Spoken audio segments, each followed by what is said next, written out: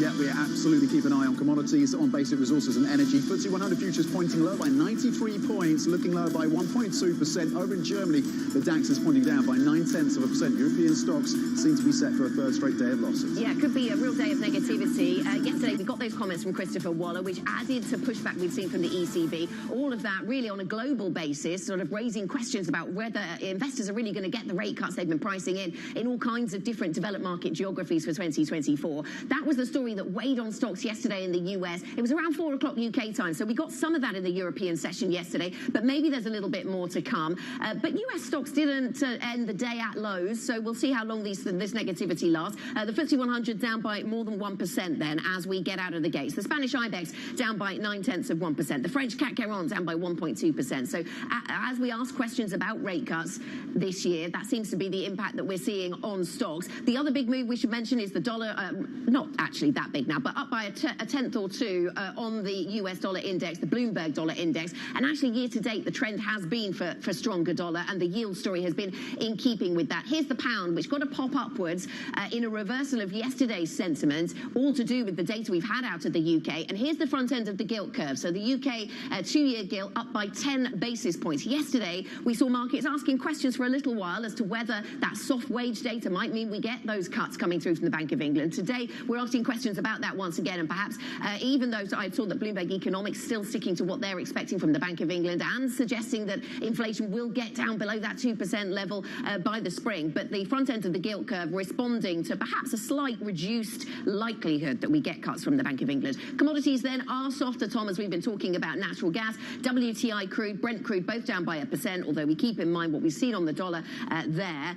That's also part of that story. What do you see on sectors? Well, that negative sentiment percolating through every single one of these 12 major sectors that we look at. And standing out to me right now, and this is one we flagged, basic resources being absolutely hammered so far this morning, down 2.3%. We've seen the softness coming through in terms of iron ore prices and copper prices. Yes, you can link part of that to China. And don't forget the property sector, again, further pain there, the biggest drop that we've seen in about 9 years, almost 9 years in terms of property prices in China. That softness as well, it seems, tying back into the basic resources space, into those pricing. That is weighing on the FTSE 100, certainly back below 7,500. The biggest losses coming through there as a sector then. Banks were the biggest losers yesterday, and you're seeing further pain in the banking sector once again today. Currently losses of 1.2%. Tech as a sector, rate sensitive, of course, currently down 0.8%. Financial services also taking a sizable hit, off 1.4%. And energy, again, despite the geopolitics, it seems to be that it's this higher for longer around the rates narrative, stronger US dollar, weaker demand consensus that seems to be coming through for the energy sector. And you're seeing further pressure there despite the geopolitics. Energy as a sector down 1.7%. Brent and WTI prices down again in the session today. That is the picture, with the consumer also taking a hit in terms of the sector, down 1.6%. Broadly, top line, losses across the European benchmark of 1.2%. Here in the UK, 7,455, a drop of 1.4%. Okay, Tom, let's dive into some of the themes that are being covered by the markets today blog. And of course, the focus to start with on UK inflation, and we've seen the pound respond. We've seen the front end of the gilt curve respond. We'll continue to show you the prices of both of those. Sam Unstead joins us from the Markets Today blog and can talk us through what they're seeing. Really good morning to you then, Sam. So UK inflation rising then unexpectedly, only a little, but it's not the direction we've become used to, is it? And it's sort of in keeping with a slightly global trend here. Yeah, and particularly after the wages data yesterday. And we've spoken a lot that the wages data is, the importance of that has been diminished a bit by the change in the way data is collected. Inflation much stronger than expected today. There are, as ever, plenty of distorting factors within there. One of the biggest contributors to it was alcohol and tobacco, but that's because of these duties coming on. That will fade out of the reading as you go on. But then there will be more distorting factors to come in the next couple of reports. But certainly, BOE bets have come back a little bit.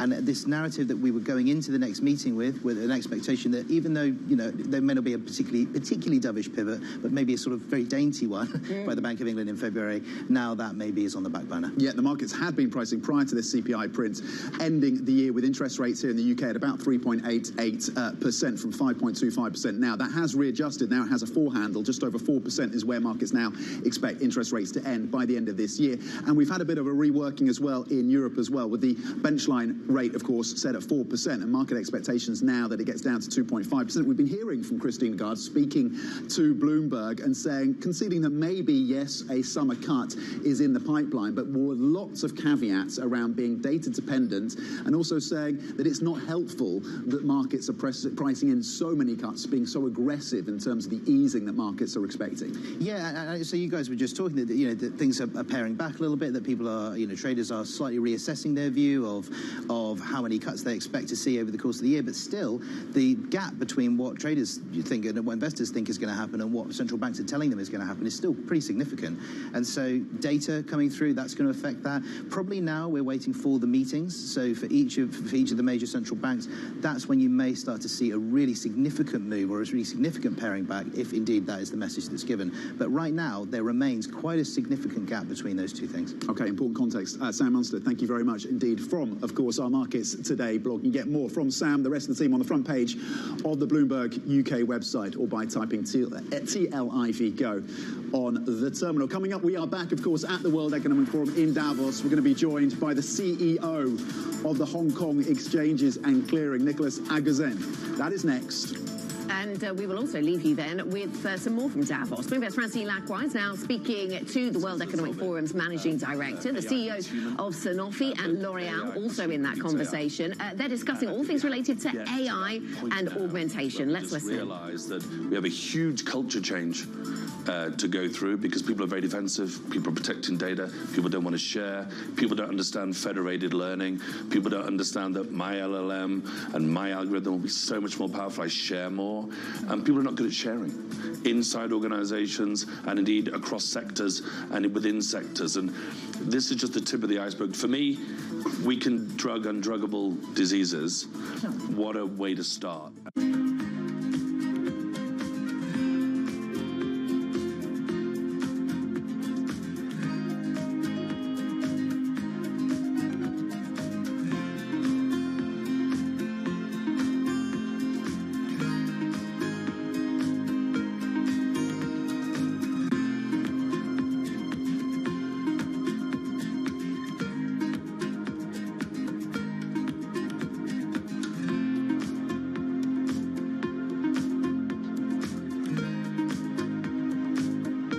I think this will probably go down in history as one of, if not the largest financial crimes ever. I cannot imagine a scenario where $8 billion just disappears. Bankman-Fried has pled not guilty to multiple fraud charges. Sam was just too important in the crypto community. When someone says, I'm going to give $1 billion in the next 2 years, like that catches everybody's attention. As time went on, their ideas got weirder and weirder. I don't think he even had almost a conception at some point that it was wrong or right. I think he just had the mentality that he has to win. This committee will not stop until we uncover the full truth behind the collapse of FTX. Sue, Mark. Are you in? I'm in. I'm in. We're in. Will this be the last of its kind? No. This is the nature of capitalism. Get over it. For more our studios in New York and San Francisco, our expert hosts have the data and analysis about the companies you know and the startups to watch, plus the interviews you don't want to miss. Watch Caroline Hyde and Ed Ludlow on Bloomberg Technology, the only daily business show dedicated to tech, right in the middle of the trading action at a new time, 11 a.m. on the East Coast, 8 a.m. in the West, only on Bloomberg Television. Context changes everything. DOJ or other authorities could face bigger challenges next. It was going to keep Great World Cup. This is a 3 as the economic picture, covering the intersections of Hollywood, Silicon Valley, and beyond. Why do the biggest names in business choose Bloomberg? That is a great question. It's a great question. Great question. Great question. That's a question I get all night. Bloomberg, top experts, great questions.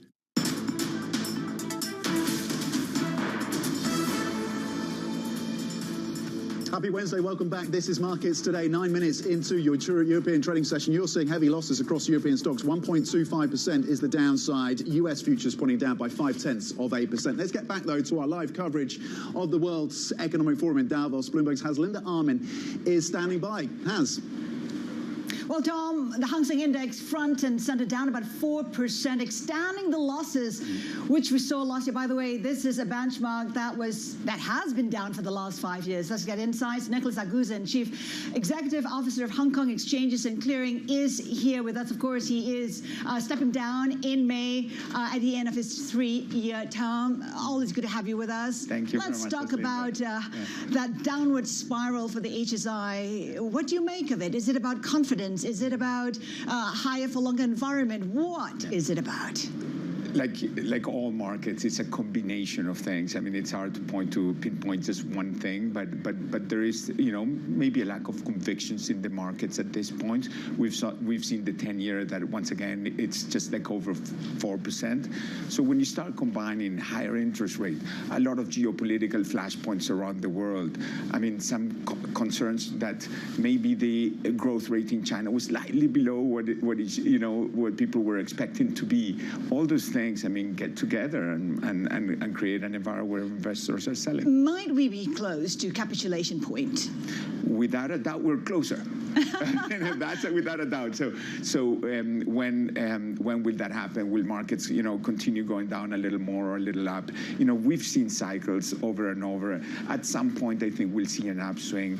I do believe that, longer term, when we look at the growth rate, I mean, 5.2%, yes, it was a little bit lower than what investors may have been expected, of 5.3, but still, once you get to be an $18 trillion economy, you're not going to see the double-digit economy of like 10% growth, and so 5%, that's still $1 trillion of additional GDP for the world. And every time China grows by 1%, the world grows 0.2%. The thing is, it hasn't been pretty. In fact, it's been ugly, down 45% during your term as CEO of Hong Kong Exchange. Do you think the market has been, I don't know, pretty unfair to you? There's been injustice, especially towards the latter part of it. I mean, given the market situation, given the IPO situation. Yeah, I mean, once again, I mean, I don't think Hong Kong as a whole, I mean, the whole Hang Seng Index and the Hang Seng Tech Index, they both fell very, significantly during this period. And as I said, lots of things happening. Interest rates going up all of a sudden.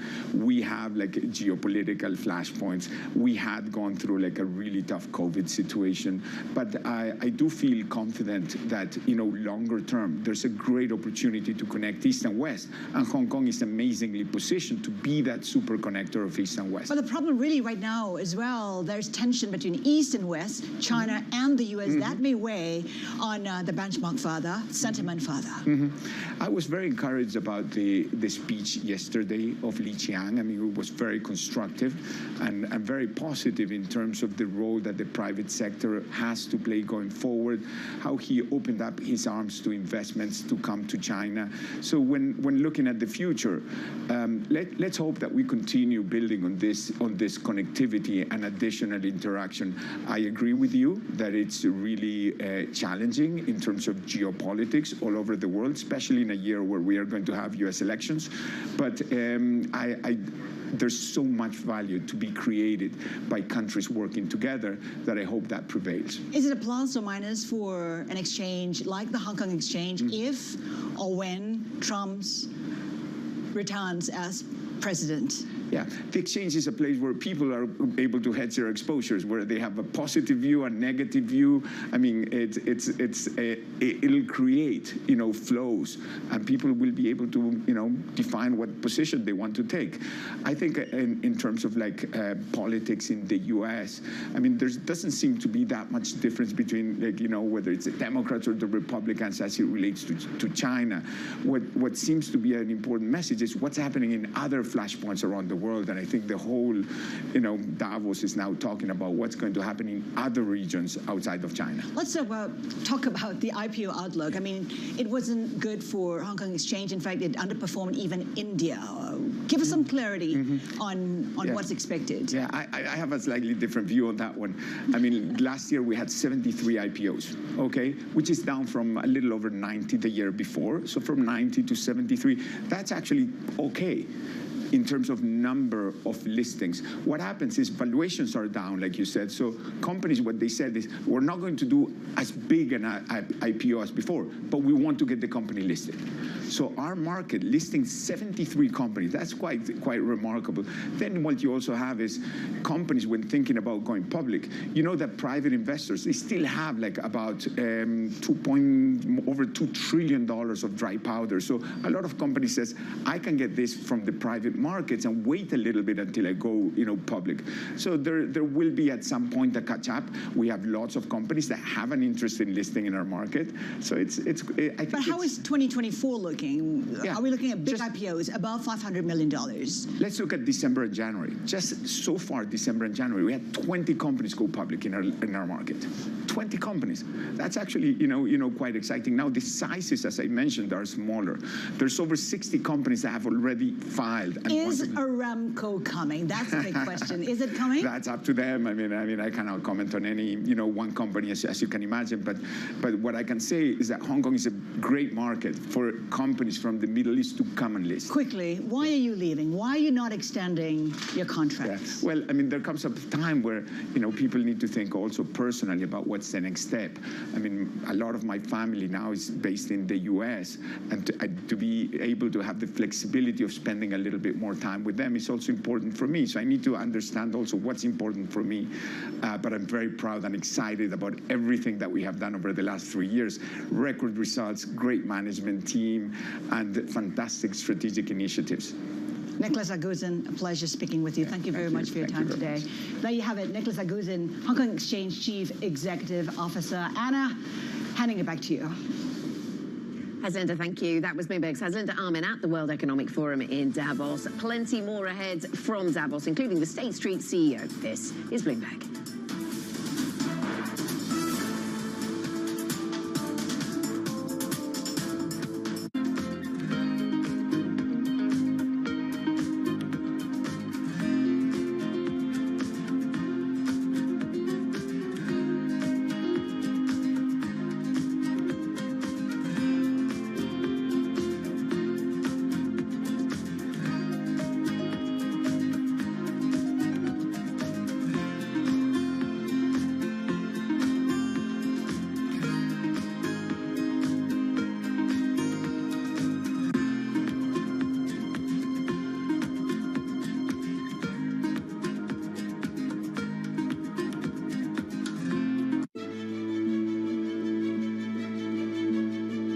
The younger generations are more, of course, pay more attention to sustainability, and so they are looking at brands that are greener. But you have to make sure you're authentic because they hate greenwashing. But what is very important to remember is that none of them, whether they're young or not, will ever sacrifice product quality and efficacy to sustainability, which is why part of the big transformation of our R&I, where there's this €1 billion we spend every year, most of it is spent on transforming our formulas from petrochemicals to biosourced ingredients and green sciences but without losing the efficacy.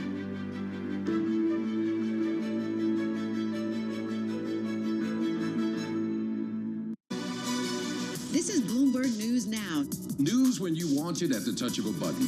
Another volatile day on Wall Street. We're seeing big moves. All eyes on Capitol Hill as Democrats and Republicans prepare. Today's job numbers casting doubt on the Fed's next move. Inflation remains front and center. And that's news when you want it with Bloomberg News Now. Get it 24/7 on the Bloomberg Business app, Bloomberg.com, and anywhere you get your podcasts. Bloomberg News Now. Context changes everything.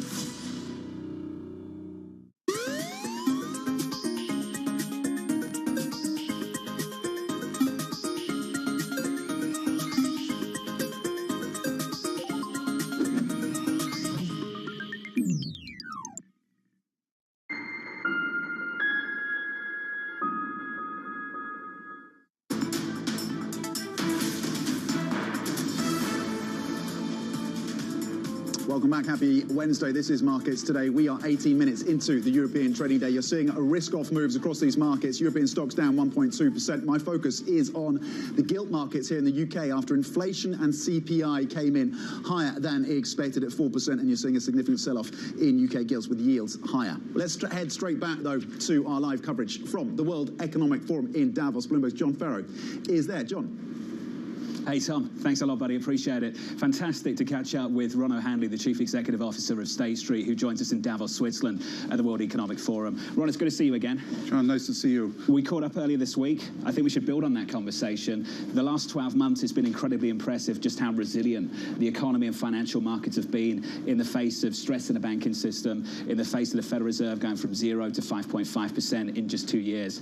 How impressed should we all be?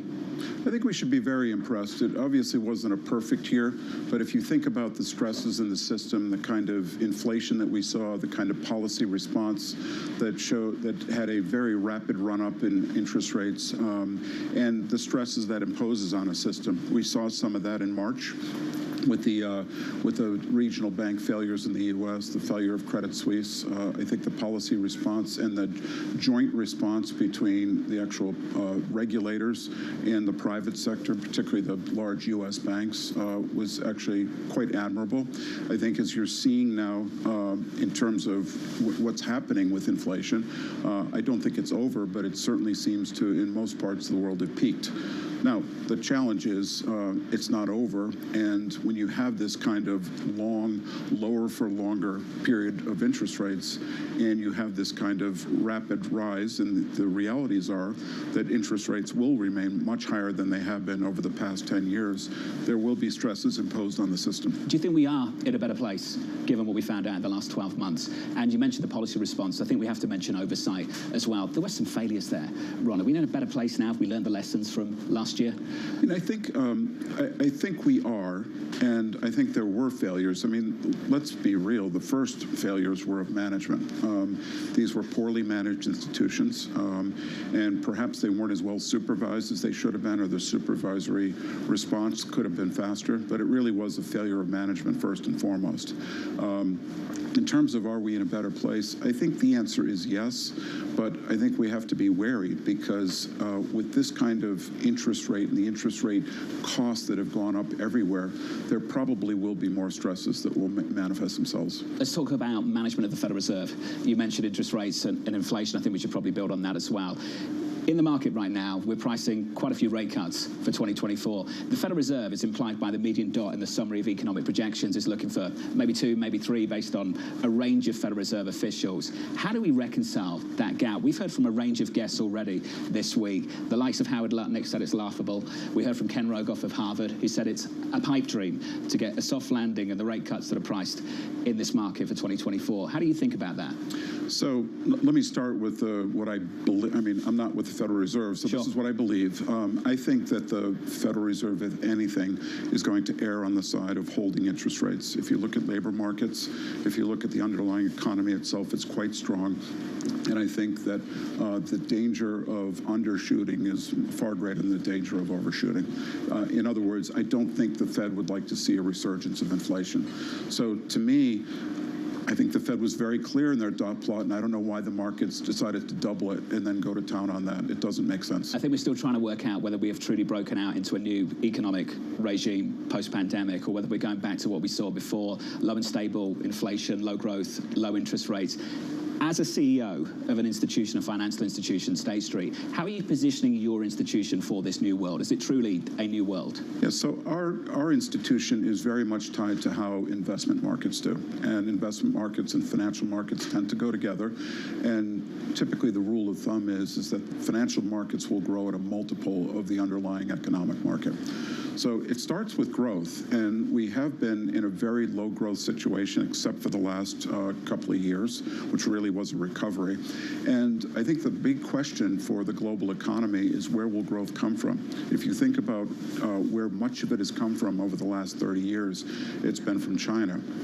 And while China will still grow, it's not going to be the same kind of contributor to growth. So I think the really big deal for all of us is, how do we encourage growth? And there's many things that are going on now that are really anti-growth. Can you name some? Well, I mean, it's the deglobalization that's going on, and some of it, it's understandable, right? If you think about supply chains and the desire to, either for supply chain reasons or security reasons, to reshore activities, I mean, that's not pro-growth, that's anti-growth.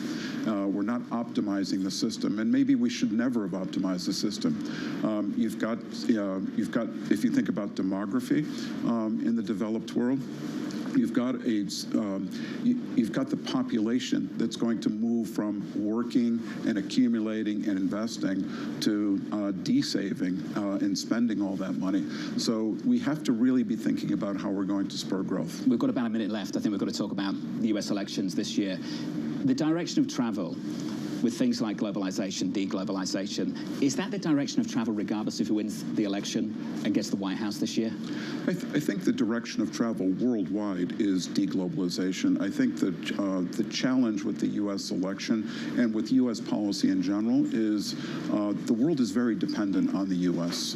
For lots of things. And I think what the U.S. needs to do is show consistency. It needs to show consistency towards its allies. If it makes a commitment, it needs to keep the commitment. And there's a lot of places in the world that's relying on the U.S. Maybe that reliance ought to be worked off, but right now that reliance is there. And if you think about whether it's NATO or whether it's going on in the Middle East, so I think it's very important the U.S. remain consistent. I think that final point is a really important point for us here at this forum. Ron, it's good to see you. Nice As always, thank you, sir. Ron O'Hanley, the CEO of State Street. Guys, I'm going to throw it back to you in the London studio. Anna, Tom, thanks for your time. John, thanks very much. Bloomberg surveillance anchor John Ferro there at the World Economic Forum, braving the cold in Davos. Now, we are live in Davos all week, of course. We have plenty of interviews coming still today, including Standard Chartered CEO Bill Winters. That's 9:30 UK time. The Spanish Prime Minister Pedro Sanchez joins the team at 10 a.m. UK time. Plenty of other conversations to stay with us for, Tom. Yeah, checking back in on these markets briefly. European stocks off by a full percentage point, a little over 1%, and the sell-off in UK debt markets with gilt yields higher by double digits at the front end. Coming up, talking of that story, UK inflation picking up unexpectedly for the first time in 10 months. We discuss what it means then for the BOE. That is next. This is Bloomberg.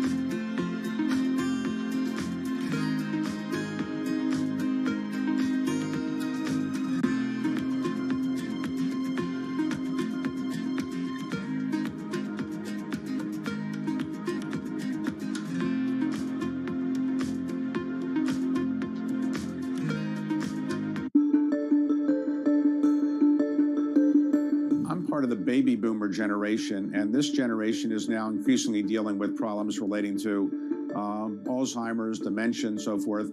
Not particularly my age, but maybe some people my age, even younger, but obviously in their late 70s, 80s, and 90s, more and more we're reading about Alzheimer's. Is this an epidemic that you can't really do anything about, or is it something we can deal with in some way?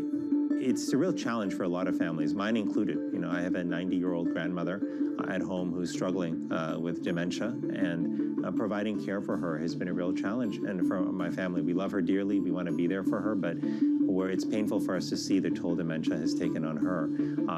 This is rightfully, a concern for families across the country. We're investing a lot in studying dementia, to not just Alzheimer's, but other forms of dementia, to understand what's driving it. But very interestingly, there's also some research that's taking place, lifestyle research, if you will, on the impact of diet, of social connection, of physical activity, and sleep on dementia as well. Dean Ornish, professor at the University of California, San Francisco, has been actually one of the key folks, who has been leading some of that research on the impact of lifestyle and dementia. This is a promising area.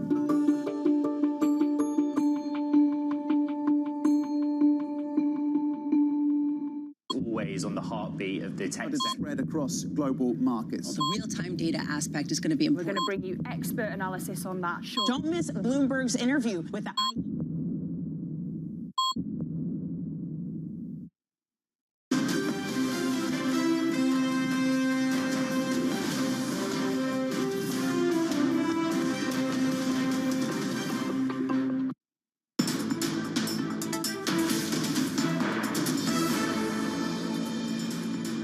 This is Markets Today. We're 30 minutes into your European trading day. Here are your top stories. Negativity sweeps across markets. European stocks and US futures slump after the Fed's Christopher Waller urges a cautious approach to easing. Investors scale back bets on the speed of US rate cuts. Over in Davos, ECB President Christine Lagarde tells Bloomberg the central bank is likely to cut rates by the summer. Front-end yields rise. I would say it's likely too, but I have to be reserved because we are also saying that we are data dependent and that there is still a level of uncertainty and some indicators that are not anchored at the level where we would like to see them.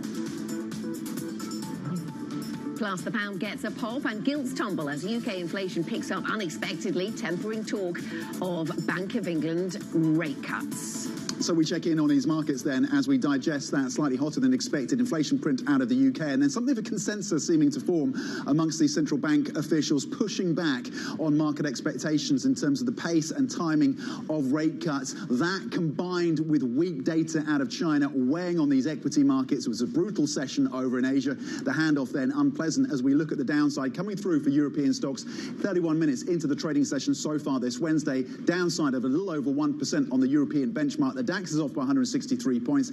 Here in the UK, the FTSE 100 off by 101 points, back below 7,500, and basic resources is certainly weighing with the sell-off in commodities. Let's flip the board then and have a look in more detail at these sectors. Energy, basic resources very much in focus for us today. Iron ore prices are off, copper prices are off, and Brent and WTI down, both by more than 1%. That is the picture then across your sectors. Some of the leading losses coming through for, in fact, the real estate sector right now, down 2.5%. You can link that to the higher yields as you see a sell-off in debt here in the UK, but of course across the Eurozone as well, weighing up those comments from the ECB President Christine Lagarde. Basic resources down a full 2%. Retail also off by 1.7%. At the top of the list, but still seeing downside of 0.6%, is telecoms. Something of a tilt there around the self-help moves, but still off by 0.6%. The sell-off is broad and across all of these main sectors right now. Real estate leading the losses 2.5% lower, Anna. Okay, let's check in on some of the individual stock movers. Joe Easton joins us with a rundown of some of the stocks on the move this morning. Then, Joe. So we've got an absolutely huge move in a company called Meyer Burger over in Switzerland, down 34% at the top here. It's a solar panel maker that's announcing it's going to close one of its biggest factories over in Germany, affecting around 500 jobs, according to a statement. They've been suffering from an influx of Chinese solar panel imports, and that is what's weighing on that business, and they're announcing that closure. A bit of a shock for that stock. Then we've got Via play. This is Sweden's answer to Netflix, suffering from a cash flow shortage. They've been suffering from some competition worries as well, haven't quite managed to take share in Premier League football, is what analysts are saying on that one today. Then a couple of M&A stories to bring you. Worldline hiring advisors to defend itself from a hostile takeover. This is reported by Reuters overnight. That's the payment company slammed by a couple of profit warnings recently. And then we got Telecom Italia finally getting approval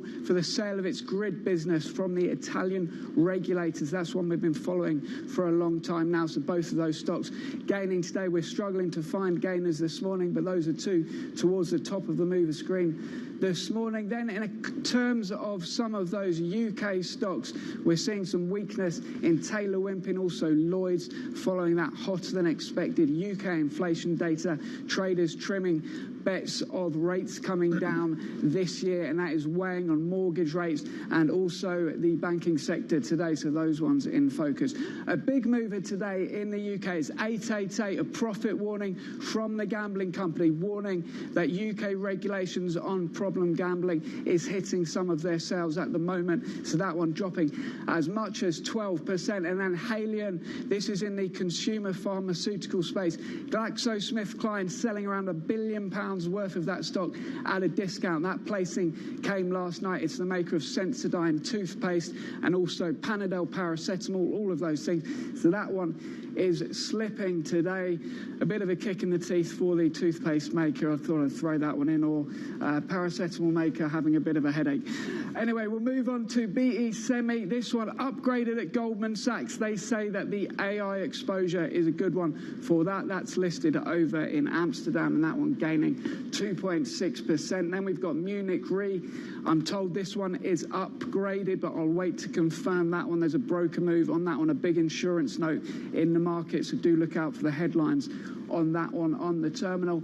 And Antofagasta, this is a copper miner listed in London. It has reported better than expected numbers this morning, but weakness in commodities prices hitting all of those stocks in the broader market move. And we're also seeing, speaking of commodities, Shell down 2%. This one is downgraded at UBS. And also, as I say, weakness in all the commodities, oil prices lower, that one getting hit in London. Joe Easton from our equity team on a day when we have no shortage of big moves across these equity markets. Thank you very much indeed for the deep dive, Joe. Let's go back to the macro, though. UK inflation picking up unexpectedly for the first time in 10 months. It is, of course, a setback that's likely to temper discussion about when the Bank of England can reduce interest rates. Let's get the details then, the context with Bloomberg's Anna Andrade. Anna, what has driven this tick up in UK inflation?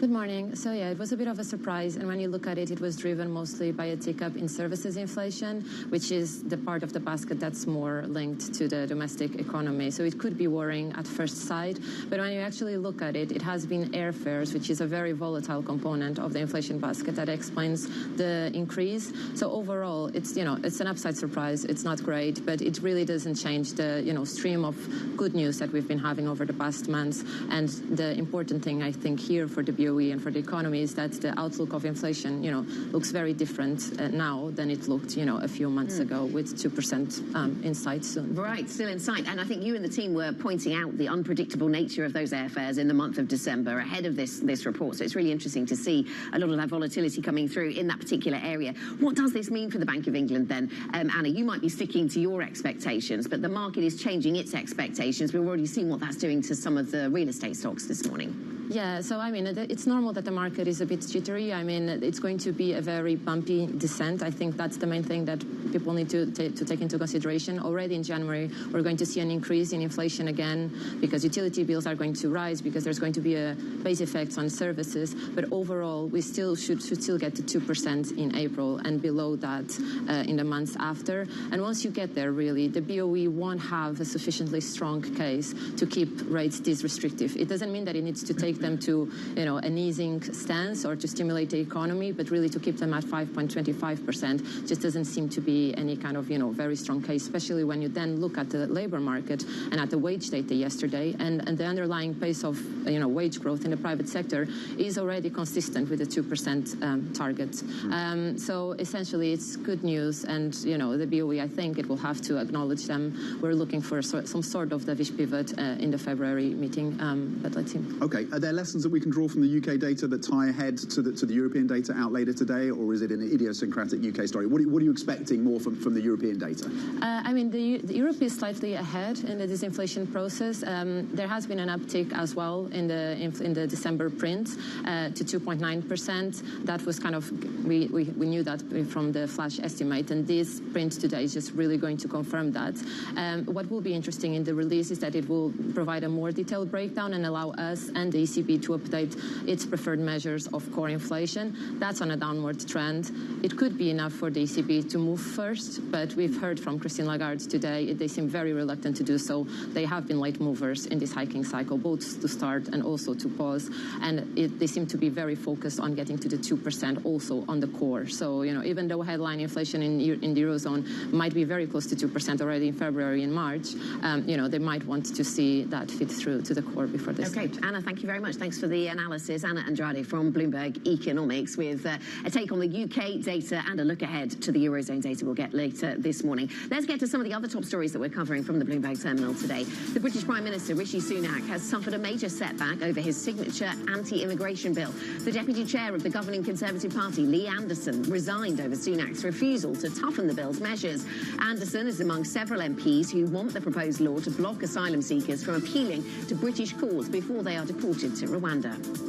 Apple's iPhone has dethroned Samsung devices to become the best-selling smartphone series over the course of 2023. It's the first time South Korea's largest company has lost the top spot since 2010. Meanwhile, Apple is opening its US App Store to allow outside payment options. That's after the Supreme Court refused to consider the company's appeal in an antitrust suit challenging its practices. Spirit Airlines shares lost almost half their value after a US federal judge blocked JetBlue's $3.8 billion takeover. The court ruled the combination would stifle competition. The ruling follows a trial in November where government lawyers argued that the merger would eliminate a key incentive for bigger airlines to offer budget-friendly fares.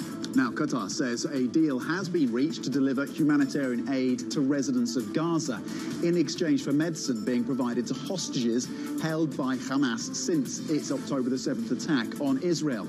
The supplies will be flown into Egypt today by the Qatari Air Force before entering the Gaza Strip. Meanwhile, Western officials say Iran isn't yet restocking Houthi rebels with weapons after the US and UK airstrikes in Yemen last week. At least temporarily, the strikes appeared to have cut off key supply lines from Iran to Yemen. Meanwhile, the US says its forces destroyed 4 Houthi anti-ship ballistic missiles in drone strikes on Tuesday. Shell, meanwhile, reportedly halting oil tanker transits through the Red Sea. Okay, we've already heard how AI is a big topic of conversation over at Davos. Coming up on the programme, OpenAI's Sam Altman explains why he believes technology won't replace human jobs to the degree people are expecting. More from that Davos conversation coming up next. This is Bloomberg.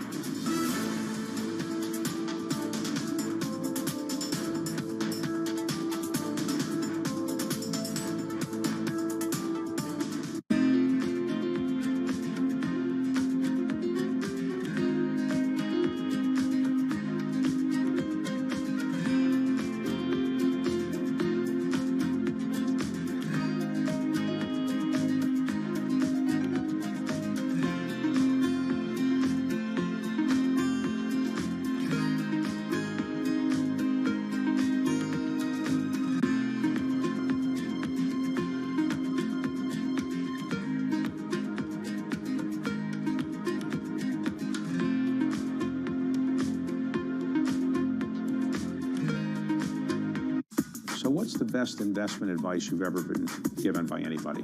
The compound interest, the compounding of returns is an incredible miracle of business, finance, and human existence. Everything you learn is additive every day, and if you keep at it and don't quit, it's an incredible miracle. And it's not just interest. It was always said about compound interest returns, compound business returns, compound human returns. They're all very additive because you learn every day. And if you keep at it, it's very, very helpful. In your observation of investors, what do you think is the biggest mistake that average investors make? Selling at the wrong time. And they sell when the prices go down? Yes. Or yes. Not keeping, look, people have conviction or they invest for if they invest for the right reasons, just keep at it.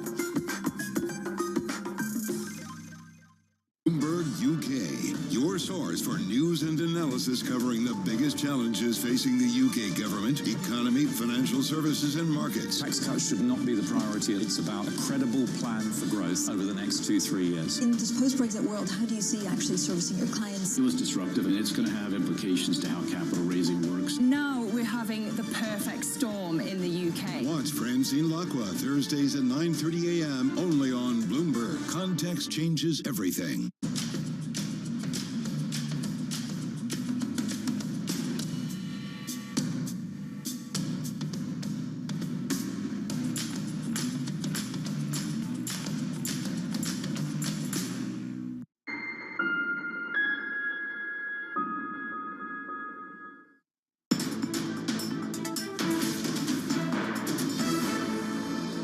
AI is a brilliant tool for people to be more productive. Now, it means the bad guys will be more productive, so they can do more cyber attacks, so they can design weapons. You've got to make sure the best AI for cyber defense or, measures to defend against bioterrorism are in the hand of the good guys. And, it's a challenge, but, people sometimes lose sight of the fact that this is the biggest productivity advance in our lifetimes.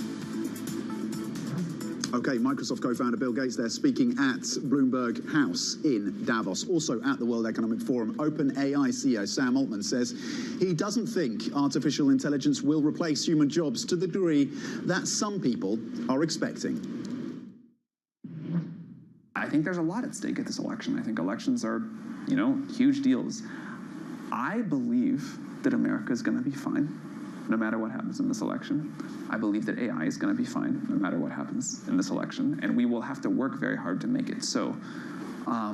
But this is not, no one wants to sit up here and hear me rant about politics, so I'm going to stop after this, I promise. But I think there has been a real failure to sort of learn lessons about what's kind of working for the citizens of America and what's not. There are political figures in the U.S. and around the world, like Donald Trump, who have successfully tapped into a feeling of dislocation, anger of the working class, the feeling of exacerbating inequality or technology leaving people behind. Is there the danger that AI furthers those trends? Yes, for sure. I think that's something to think about. But one of the things that surprised us very pleasantly on the upside, because when you start building a technology, you start doing research, you kind of say, well, we'll follow where the science leads us, and then when you put a product, you'll say this is going to co-evolve with society, and we'll follow where users lead us. But it's not. You get to steer it, but only somewhat. There's some which is just this is what the technology can do, this is how people want to use it, and this is what it's capable of. And this has been much more of a tool than I think we expected. It is not yet, and again, in the future it'll get better, but it's not yet replacing jobs in the way, or to the degree that people thought it was going to. It is this incredible tool for productivity. And you can see people magnifying what they can do by a factor of 2 or 5, or in some way that doesn't even make sense to talk about a number because they just couldn't do the things at all before. And that is, I think, quite exciting. This new vision of the future that we didn't really see when we started. We kind of didn't know how it was going to go, and very thankful the technology did go in this direction. But where this is a tool that magnifies what humans do, lets people do their jobs better, lets the AI do parts of jobs, and of course jobs will change, and of course some jobs will totally go away. But the human drives are so strong, and the sort of way that society works is so strong, that I think, and I can't believe I'm saying this because it would have sounded like an ungrammatical sentence to me at some point, but I think AGI will get developed in the reasonably close-ish future, and it'll change the world much less than we all think. It'll change jobs much less than we all think. And again, that sounds, I may be wrong again now, but that wouldn't have even compiled for me as a sentence at some point, given my conception then of how AGI was going to go. As you've watched the technology develop, have you both changed your views on how significant the job dislocation and disruption will be as AGI comes into focus? You hear a coder say, okay, I'm 2 times more productive, 3 times more productive, whatever, than they used to be, and I can never code again without this tool. You mostly hear that from the younger ones, but it turns out and I think this will be true for a lot of industries, the world just needs a lot more code than we have people to write right now. And so it's not like we run out of demand, it's that people can just do more. Expectations go up, but ability goes up too.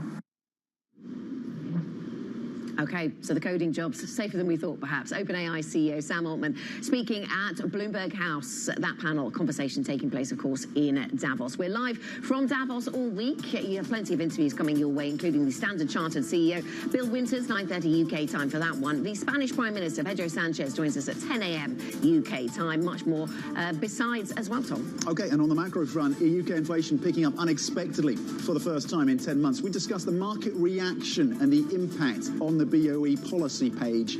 That is next as yields rise here in the UK amid a sell-off in gilts. This is Bloomberg.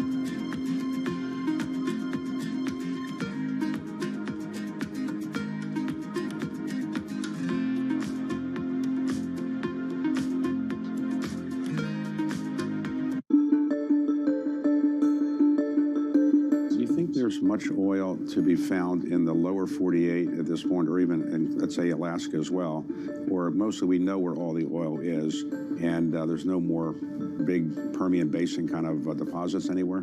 People have said that over time, and then we've always been surprised. And so the U.S. has been explored more than any other place in the world. I think the industry has a good idea, but technology allows you sometimes to recover things that you haven't been able to before. That's the story of shale. The other one that continues to be a positive story is deepwater Gulf of Mexico, where we'll go out and drill in a mile or more of water depth and then go down several more miles and find large fields. And the Gulf of Mexico is still relatively underexplored compared to the onshore. So I think there's still room for more discoveries.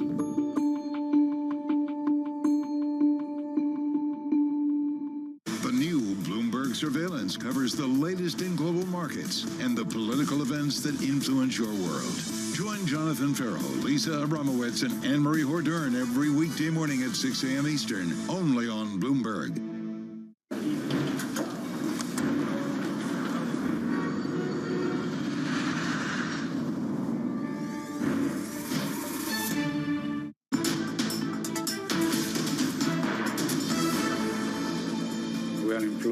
At the end of this year, around 320,000 people. So the number of people that we employ has been growing and not shrinking. So I think that where we see opportunities and we can help our clients, for sure, we will focus on that. When I look at our plans, we will increase our staff this year, for sure. JP Morgan Chase President and COO Daniel Pinto speaking to Bloomberg's Francine Lacroix. That conversation took place exclusively in Davos for us. Let's talk about what is happening in these markets this Wednesday. Ven Ram joins us from the Markets Live team. And Ven, we had a really negative session through the Asia session. The Hang Seng down by 3.7%. That and other factors weighing on the European session and US futures. But the China data at the heart of some of it. So the weakness in Chinese data, clear, I suppose, on some fronts, certainly the retail sales, the property sector. What stood out to you? Well, it just shows that, demand in China, domestic demand in China, is in the doldrums. And nothing that the policymakers are going to do, at least have done in recent months, they've addressed the fiscal side of it. that's not going to revive demand because unemployment among the youth is soaring, and then you've got property market, which forms about 2/5 of the GDP, is in the doldrums. So there's no abundance of supply that's not going to be revived by stoking demand any much more in China. I think what they need to do is focus on the overseas demand and capture that demand. They've lost a fair bit out to exports. Exports have been sporadic and inconsistent in the past few months. I think that they can revive exports by letting the yuan weaken much more from here. I think that'll give them more bang for the buck. Yeah, and you've written in the past about the need for a weaker yuan to help boost that Chinese economy. Currently, the yuan versus the US dollar at 7.19, close to 7.2, then. Switching focus, then, to the UK, then, and that surprise tick-up in CPI and inflation here out of the UK, coming in with a four-handle at 4%. Gilt markets selling off. Is the reaction from these debt markets, is the reaction from gilt traders a little overdone? Anna Andrade saying, look, a lot of this was down to simply higher flight costs. Yes, that may have been so, but I don't think that the reaction in gilts is overdone. If anything, I think that the sell-off is going to continue in the coming days. We got services inflation that was already elevated at 6%, going even higher. And what the headline inflation showed was that, you know, we had a pretty linear disinflationary process from the middle of last year. That has abruptly stopped and turned around in the wrong direction for the BOE. How much of a confidence is this going to give the BOE that inflation is under control, especially when you've got services inflation running above 6%? It's not going to do very much to boost their confidence. And I think that the markets are still pricing a good chance of a rate cut in May. I don't think it's going to happen. The markets are smoking something that they shouldn't be. I would like to know what it is that they are smoking. Okay, perhaps they are, Ben. Let me I'm looking at world bond markets. So the WB function on the Bloomberg terminal shows me that we are seeing some movement around the UK story. A 12 basis point move higher in yields at the front end for the UK. We're seeing some of that for the Eurozone as well. And wow, have we had a lot of comments about Eurozone rates over the last 24 hours or so. And it looks as if there's plenty more to come. There's almost not an hour that goes by today where we won't hear from somebody on the ECB Governing Council. What are you looking for in terms of CPI print soon? Well, I think the CPI prints will show that, you know, inflation is still sticky, but I think the more important number to watch is wage inflation. And together with low jobless rate, that suggests that, you know, core inflation is going to be a lot sticky from here. And, you know, at the start of the year, the markets were thinking, you know, the ECB will cut rates as soon as March. Now, recent comments have suggested that forget March, it's not going to be April as well. And this morning, what we have heard from Lagarde suggests that, you know, they're all coalescing around a rate cut in June or later. So the markets are completely in the wrong page here, and they need to recalibrate some more. Oh, yeah, second half of the year, potentially, was the line coming through from the ECB president, as you say. Ven Ram, thank you very much indeed from our Markets Live team with the analysis. You can get more, of course, up-to-date analysis and insight from Ven and the rest of the team. Just go to MLIV Go on your terminal. Plenty more coming up, of course, from Davos. We're going to speak to the Standard Chartered CEO and the Spanish Prime Minister, as well as a host of other interviews, Anna. Yeah, absolutely. From a markets perspective, what stands out, the front ends of the UK curve, up 13 basis points on 2-year there. Commodities looking weak today. Some of that, a bit of a dollar impact, perhaps. Bloomberg dollar index up 0.2%. But elsewhere, commodities are weaker, and risk appetite just leaving these markets a little, along with those rate cut expectations, Tom. European stocks down by 1.2% on Stocks Europe 600. US futures also pointing lower this morning. That is it for markets today. More from Davos coming up. This is Bloomberg.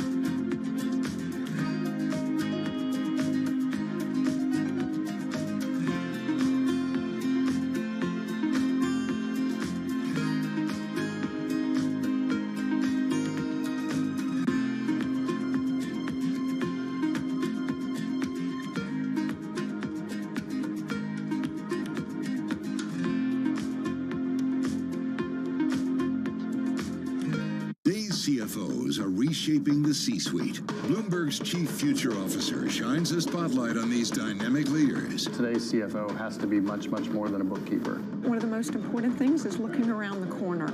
We have to let go of the traditional legacy department store. Their impact goes far beyond the balance sheet. And on Chief Future Officer, they focus on much more than just revenues and margins. You also have to be credible business leaders in order to really impact the business and steer the direction. We are like biologists. We need to deeply understand the financial DNA of a company. People just come with a playbook and say, okay, we're going to roll that. Don't do that. Think longer term. It's an amazing time to be in this role. It's a lot more than the profit today. It's building the future of tomorrow. Get passion, perspective, and more from the Chief Future Officers of some of the world's most influential companies. A new episode every month, only on Bloomberg.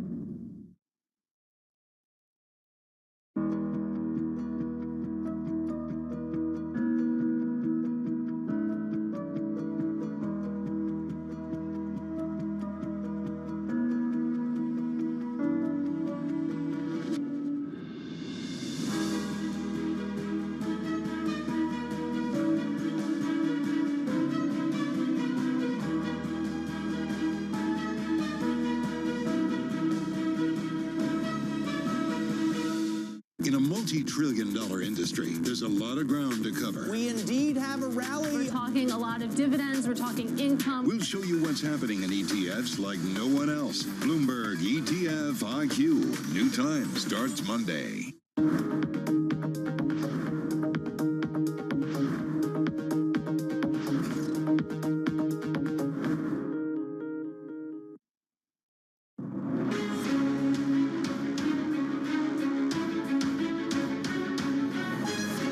Newsmakers and market movers. This is The Pulse with Francine Lacqua. Good morning and welcome to The Pulse. I'm Kriti Gupta in London. Francine Lacqua in Davos. Here's what's coming up on today's program. Christine Lagarde saying that the ECB likely to cut interest rates by summertime. The market's betting for aggressive easing, saying that they are a, quote, distraction. A similar message across the Atlantic from the Fed's Christopher Waller. He says there's no need to cut as fast as they have in the past. Meanwhile, right here in the UK, inflation picks up again, pushing BOE rate cuts further down the road. Plus, of course, coming up shortly from Davos, Francine Lacqua will be joined by the IMF's Deputy Managing Director, Geetha Gopinath, as well as chief executives from Standard Chartered and Intesa Sanpaolo. Lots to digest there. We're going to bring you all of those live interviews shortly, but a quick check on these markets here because risk sentiment is souring around the world, specifically on both sides of the Atlantic. Right here in Europe, you are seeing the Stock 600 down by 1.2%, selling intensifying in the UK. FTSE down about 1.4% as well. Take a look at futures across the Atlantic, though. A very similar story. Now, some of this is coming from simply the conversation we've had around monetary policy. We're going to get to that in a moment, but the data you're getting out of China as well, that the property crisis is indeed getting worse there. But let us, again, some would argue a lot of this is centered around the monetary policy story. In fact, as comments we got from a board of governor member of the Federal Reserve, Christopher Waller, just actually talking about whether or not it's the right time for these rate cuts. Take a listen to what he has to say. With economic activity and labor markets in good shape and inflation coming down gradually to 2%, I see no reason to move as quickly or cut as rapidly as in the past.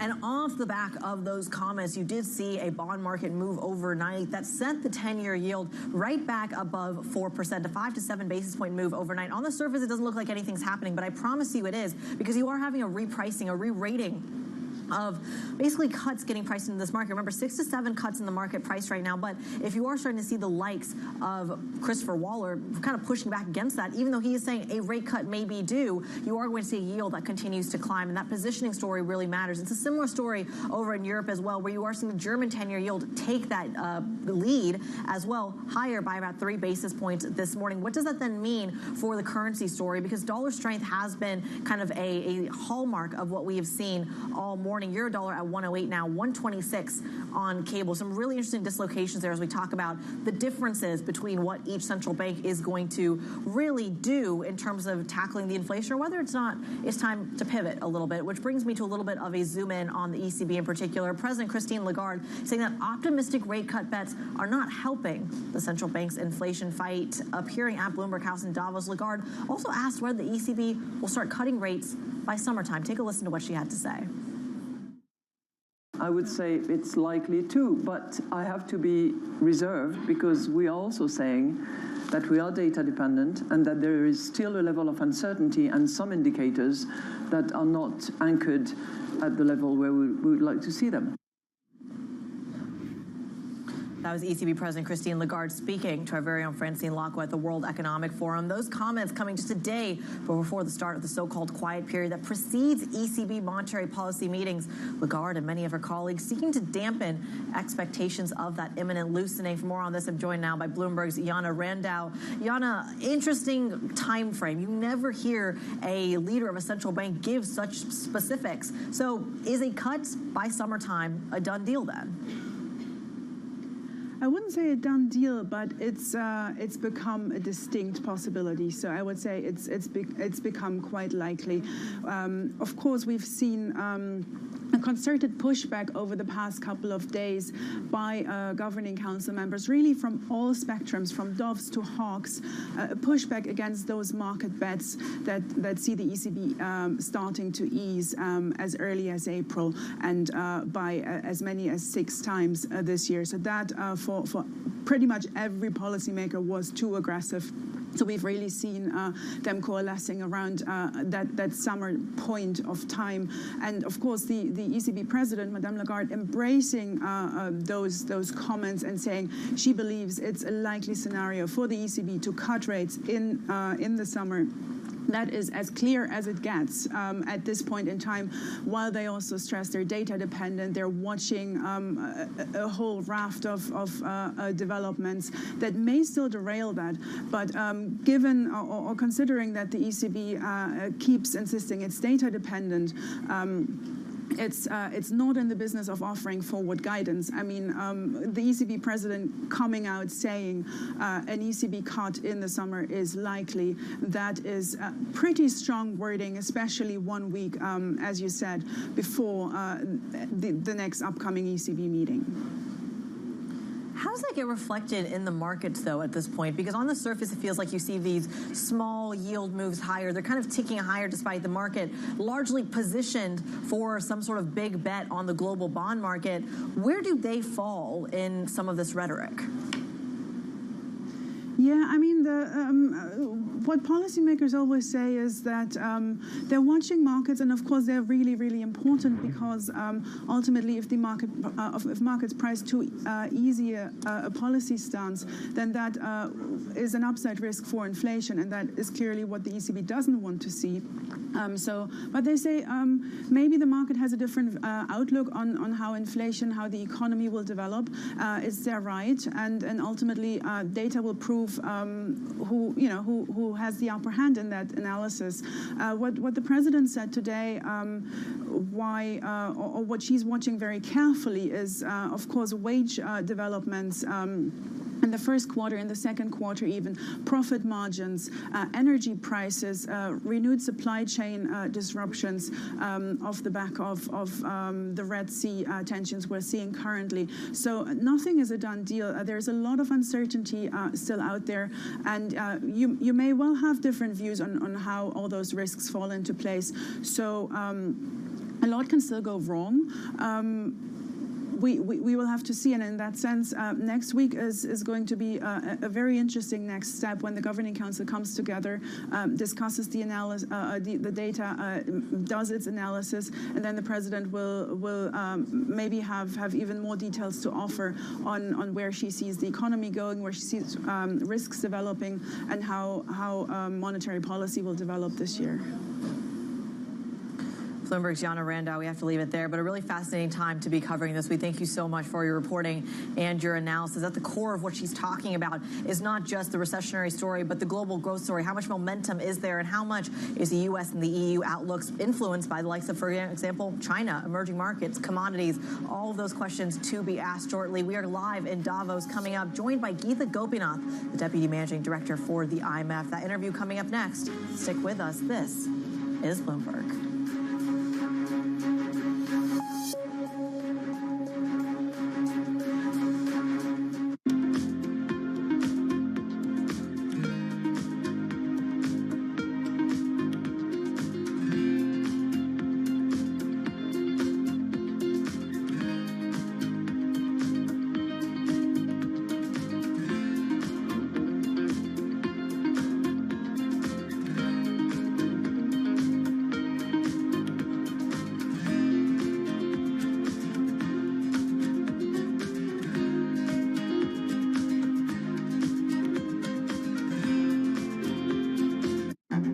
This will probably go down in history as one of, if not the largest financial crimes ever.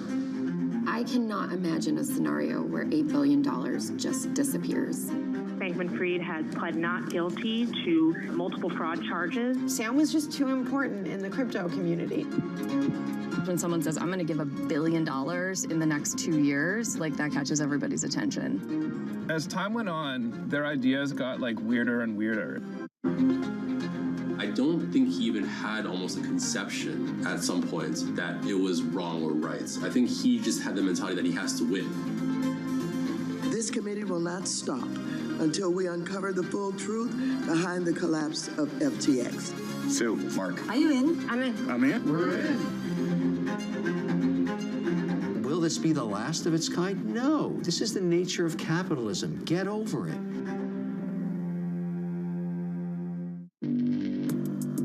Access the financial world on demand. Hear from leading economists, policymakers, and industry experts via live and on-demand webinars, only from Bloomberg. Start exploring to see what's moving the markets. Visit Bloomberg.com/webinars.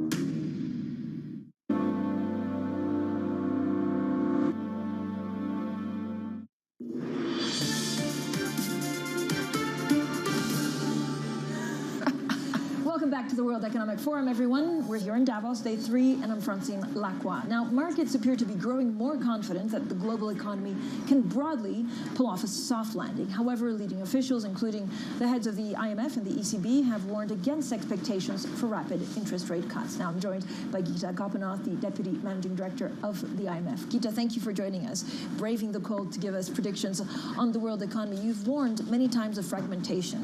Are we at the cusp, or could we actually have better news for 2024? I think 2024 is a year where we're going to be more worried about the politics than about the economics.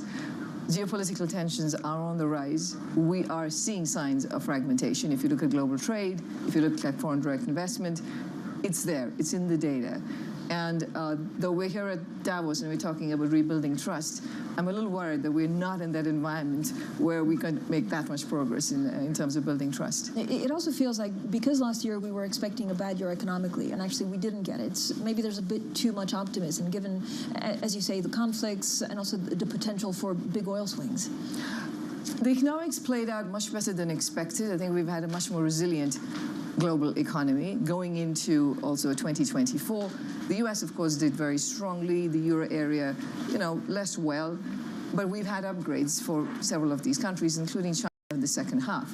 Now, that said, I think we certainly should be jumping the gun and think that everything is done.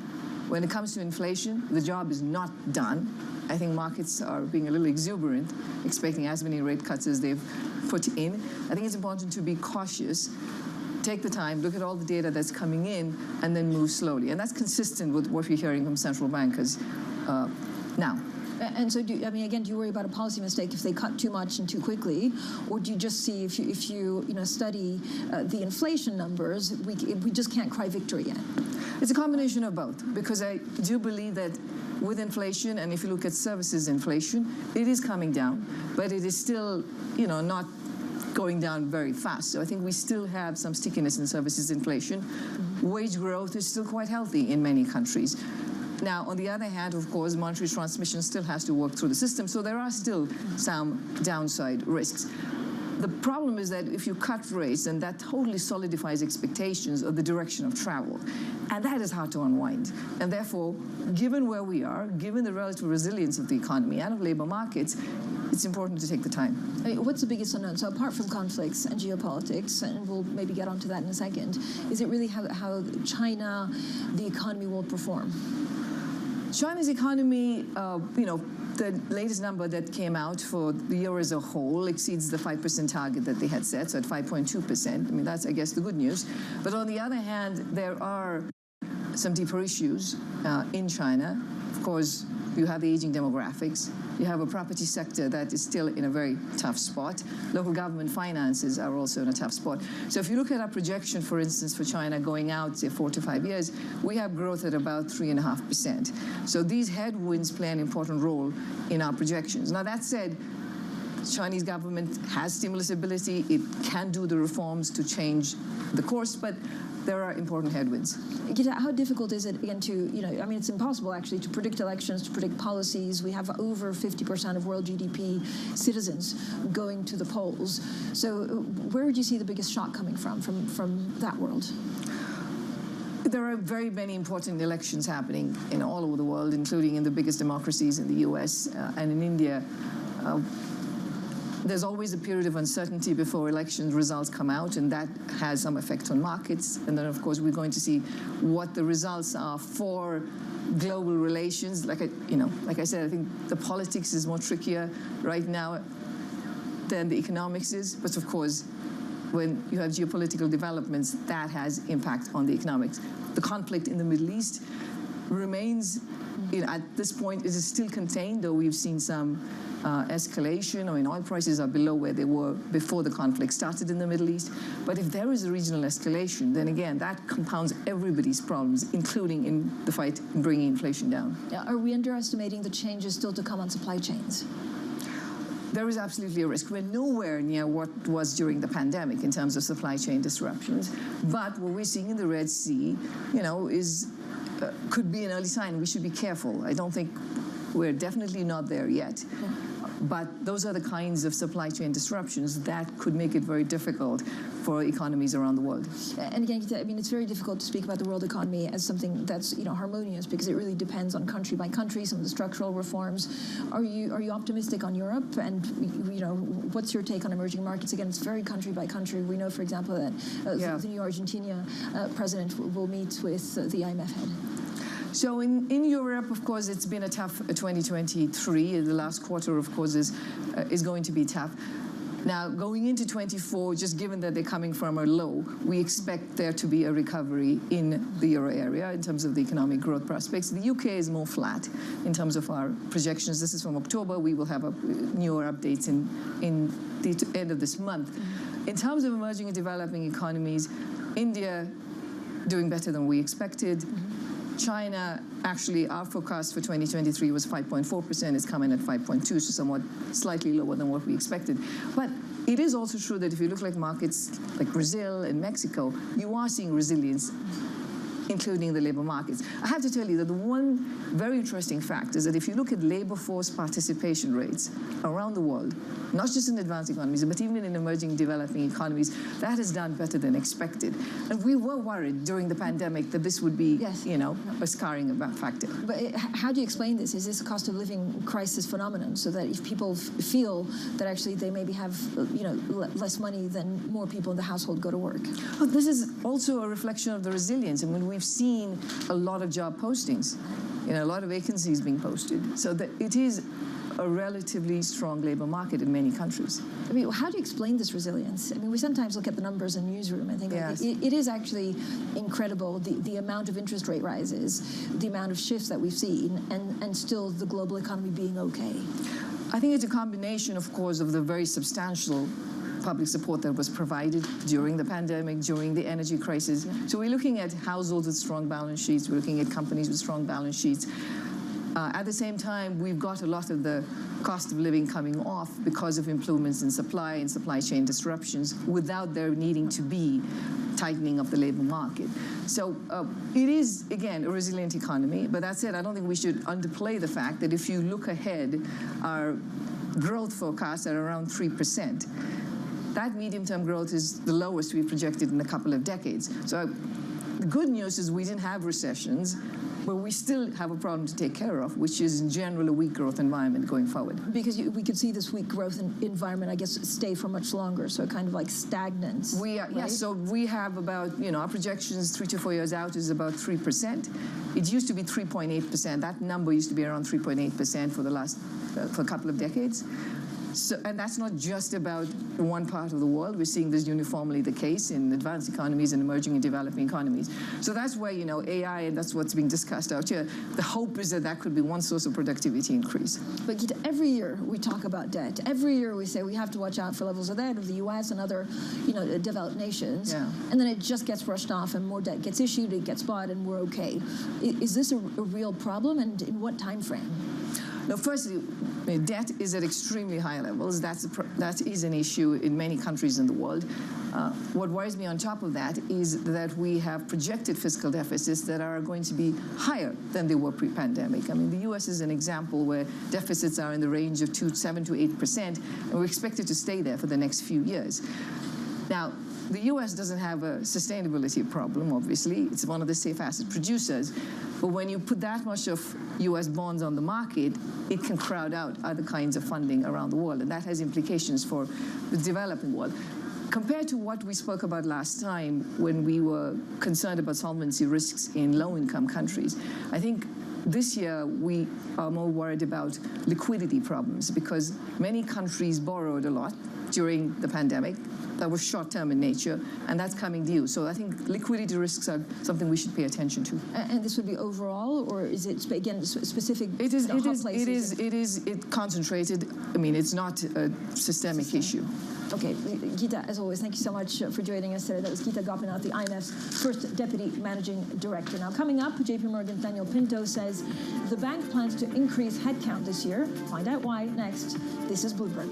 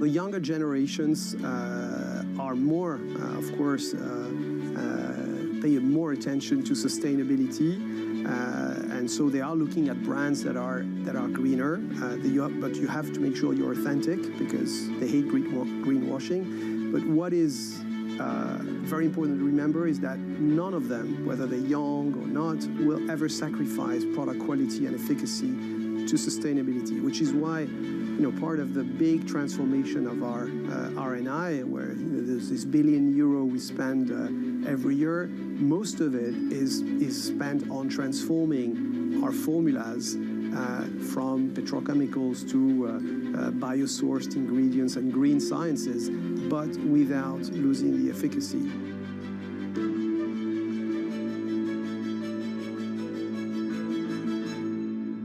Top names in climate finance are on Bloomberg. I can't tell whether you're either optimistic or pessimistic about climate finance. A lot of great stuff is happening, but is it enough? No, it's not enough. I'm biased. I'm a huge investor in both fission and fusion, and hoping that it comes in time. Transition is not going to be an event. It's a process. But at the end of the day, it's the right thing for the planet, it's the right thing for the industry, and there is business opportunity.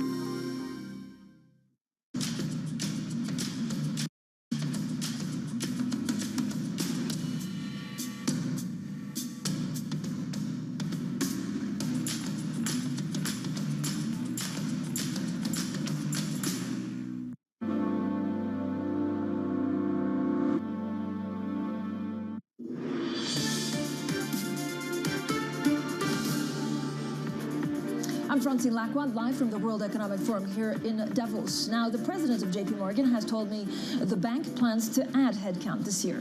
The Wall Street firm sees opportunities in international retail, U.S. wealth management, and investment banking. We are employing, at the end of this year, around 320,000 people. So the number of people that we employ has been growing and not shrinking. So I think that where we see opportunities and we can help our clients, for sure, we will focus on that. When I look at our plans, we will increase our staff this year, for sure. Now, Daniel Pinto says the profitability or the probability of a soft landing in the U.S. is increasing as time goes by. Elsewhere in the world, the bank's president also says that China and Europe are both struggling with their own set of unique economic challenges. China has many challenges. Real estate is one.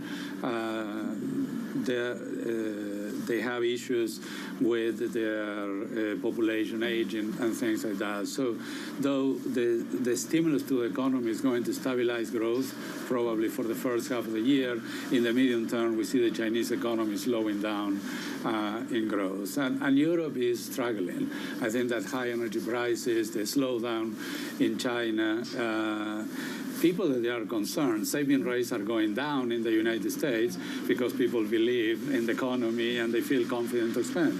In Europe, it's happening exactly the opposite because of the war and the economy not growing and all the challenges that they are facing. So there are issues.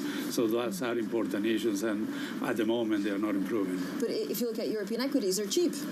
So is it actually a good time, again, if you bring it back to the markets, what does 2024 bring I think that they are pricing the economic reality. To go from there to cheap, I think that it may be a bit too early. Well, JP Morgan President Daniel Pinto speaking at the World Economic Forum in Davos. Now, also making news, BP has appointed Murray Auchincloss as its permanent chief executive, and this is 4 months after the shock resignation of his predecessor. Now, the decision ends really a period of uncertainty for the London-based oil major. Auchincloss was named interim chief executive in September after Bernard Looney resigned for failing to fully disclose past relationships with colleagues. Coming up, more from the World Economic Forum in Davos. The Intesa Sanpaolo Chief Executive, Carlos Messina, joins me next. That will be a good conversation on markets, on banking, and of course on Europe. That's next, and this is Bloomberg.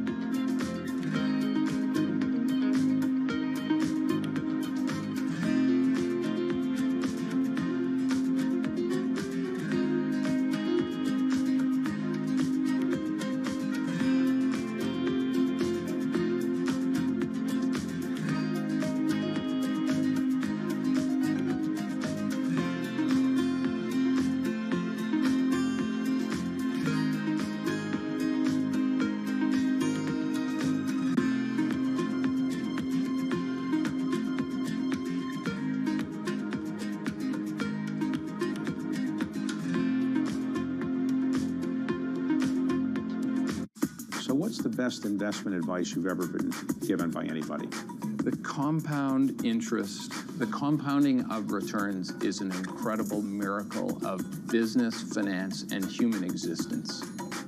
everything you learn is additive every day. And if you keep at it and don't quit, it's an incredible miracle. And it's not just interest. It was always said about compound interest returns, compound business returns, compound human returns.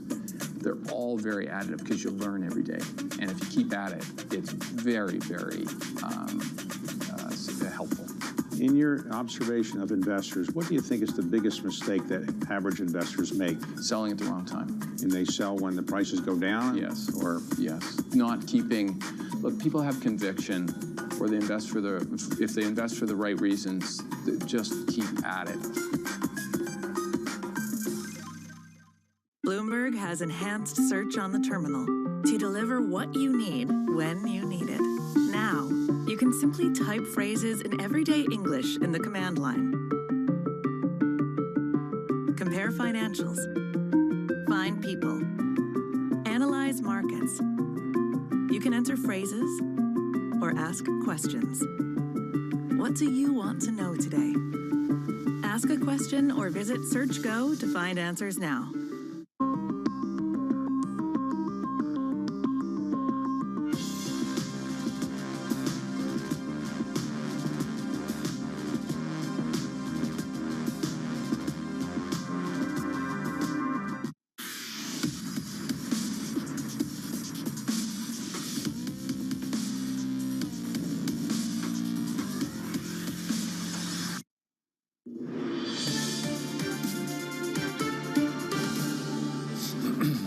Christine Lagarde tells us the ECB is likely to cut interest rates by summer, but markets bet for aggressive easing are a distraction.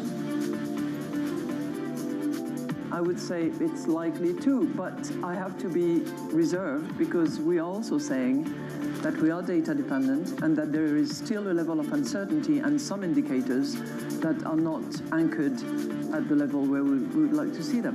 In the UK, inflation picks up again, pushing BOE rate cuts further down the road. And back in Davos, yes, day 3, it feels like a week, but day 3, the JP Morgan president tells us the Wall Street Bank plans to add to its headcount this year amid a wealth and deal-making revival. Well, good morning, everyone, and welcome back to our special coverage right here in the freezing cold Davos. I'm Francine Lacqua. Now, S&P Global ratings say that profitability at Italian banks is set to be higher than for European peers. The outperformance comes after years of cost-cutting and balance sheet cleanups. Well, joining us now, I'm delighted to say, is the Intesa Sanpaolo Chief Executive Officer, Carlo Messina. Mr. Messina, thank you so much for giving us a little bit of your busy schedule. When you look at Italian banks, and actually when you look at your bank in particular, you have very high ambitions for profitability over the next 2 years, but we have a quite uncertain economy. So how do you match up the two? I think that if you look at the fundamental of Italy, fundamentals are really strong. Family and companies today, in my view, are in better shape compared also to France and Germany. And the evidence is quality of credit that is really very good. And also attitude of families to be ready to enter again into wealth management products. So I think that we are in a unique conditions in Europe to have a very good performance during 2024 and then accelerating in 2025. And especially for us that are a wealth management company, this could be very positive. Are you surprised at the resilience of the economy, given what we've seen with interest rates? Yes, that's one point. If you remember, before the starting of the COVID-19, all the investors were worried about Italy. At the end, Italy has resulted that the best country in Europe. If you compare growth with France and Germany, today, after COVID, we had the most important growth in Europe, and the strength of the families and companies, in my view, is really related to the very low indebtedness of families and companies. That's very important for the country. But do you worry about the debt level of Italy again? And Italy, you know, maybe has done better than expected because other countries have also done worse. Like the dynamic is unclear at the moment. Okay, that's probably a part of the story, but the comparison with the others is part of the story also, if you want to make benchmarking, is part of the story. But at the end, if you look at the real level of indebtedness of families and companies is unbelievable in comparison, very low in comparison with the other. The debt, the public debt is high, for sure, but it is sustainable. In Italy, we have 3 trillion of debt, but we have 12 trillion of wealth of Italian families. And at the end, in my view, the state has the property of 300, 400 billion euros of real estate assets, and the state is not the best owner of these assets. These assets can be placed through funds, through the Italian families, to pension funds, institutional investors. So if the government can decide to make a significant project in order to reduce the debt, Italy, in my view, can be the best place in Europe. So what does that mean for your growth plan for the bank? I know there's been speculation about acquisitions in the past. We now talk about possible cross-border. We're speaking to Deutsche Bank just a couple of days ago. Like, what happens to Intesa in 1-2 years from now? Okay, so you know that today the environment interest rate is really in favor of the banking sector. We are in a unique position because as soon as the interest rate will go down, and will happen after the summer, we will have again the lever of wealth management that will start to give us fee and commission. And we have already selected 100 billion euros of wealth of our clients that can be converted into wealth management products. So it's a massive amount that can be transformed in fee and commission. So for this year, we will deliver, in 2023, we will deliver an incredible high level of net income, well above 7.5 billion euros. But 2024 and 2025, we expect net income to grow again, also in comparison with 2023. And the most important lever will be fee and commission. So we remain concentrated in deliver this very high level of net income. So making acquisition is something that is very important, but at this level of profitability could be something that can be for the people working in the organization.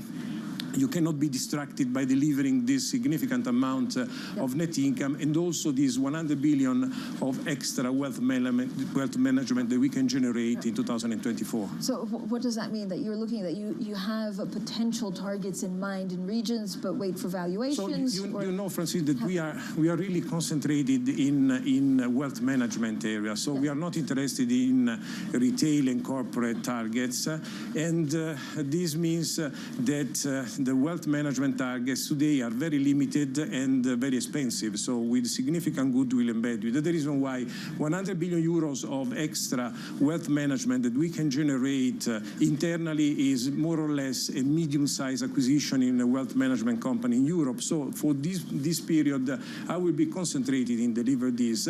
Then the aspiration, in any case, is that Intesa Sanpaolo can be a clear leader in Europa.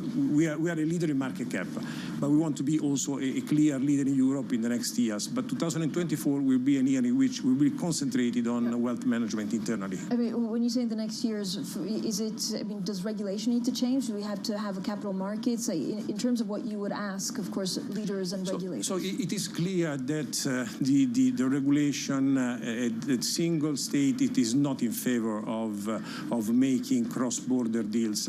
But there is also a matter of synergies in my understanding, because you cannot make a transaction only saying that you can generate revenue synergies, because it is blah blah for the investors.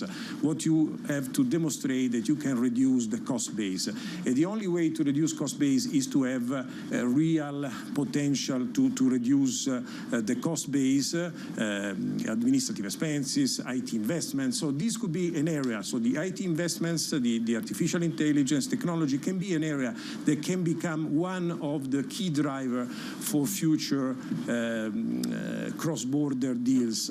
Today, probably the only way to have revenue synergies is to work on an internal potential like us for wealth management. How do you look at AI and actually to transform? We've talked in the past about fintech, yes. And I know you have a digital also unit which we'll talk about for a pro. But in general, how does it change banking and how you speak to clients? It is clear that this is a transformation that also in the banking sector we need to accelerate. In Intesa Sanpaolo, we have an investment of 5 billion euros in technology. And as you mentioned, we worked with Thought Machine and Google, and we created EasyTech and EasyBank. That is our technological on cloud, probably the best in class today in terms of technology. But this area of artificial intelligence we want to use for business, but mainly for control, for cybersecurity, for compliance, for risk management.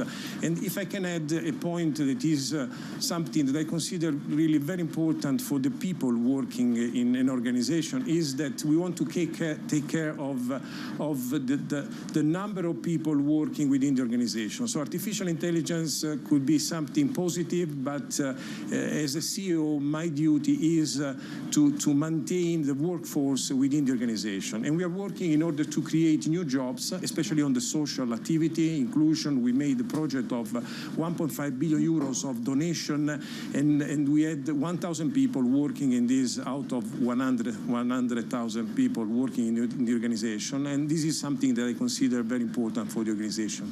Carl, could you also update on the digital unit? So if you look at Italy's competition regulators, they're basically looking into some of the transfers were okay and transparent enough. Where are you on this? So you know that each time that you create something that is an incredible innovation for a country, you have, because our EasyBank is something that is probably the most important innovation in technology that was realized in Italy in the last years. There are some things that you have to adjust in the phasing of the preparation of all the different areas. In this EasyBank, we increased the number of clients by 60,000 clients in a few months. We made some new clients in this entity. Now we are working in order to redefine the kind of communication with clients, because the authority wants us to have a more friendly approach, and we are ready to do this. But what it is important is that Italy needs to have improvement in technology. We created the best technology in Italy, and now we will make this as best in class. So it's not affecting business? No. Okay, Carlo Messina, thank you so much, as always, for finding a little bit of time to come on Bloomberg TV. That was Carlo Messina, the Intesa Sanpaolo Chief Executive Officer. Now, still ahead from Davos, we'll also be speaking to Standard Chartered Chief Executive Bill Winters. That conversation is next. We'll also focus on China. This is Bloomberg.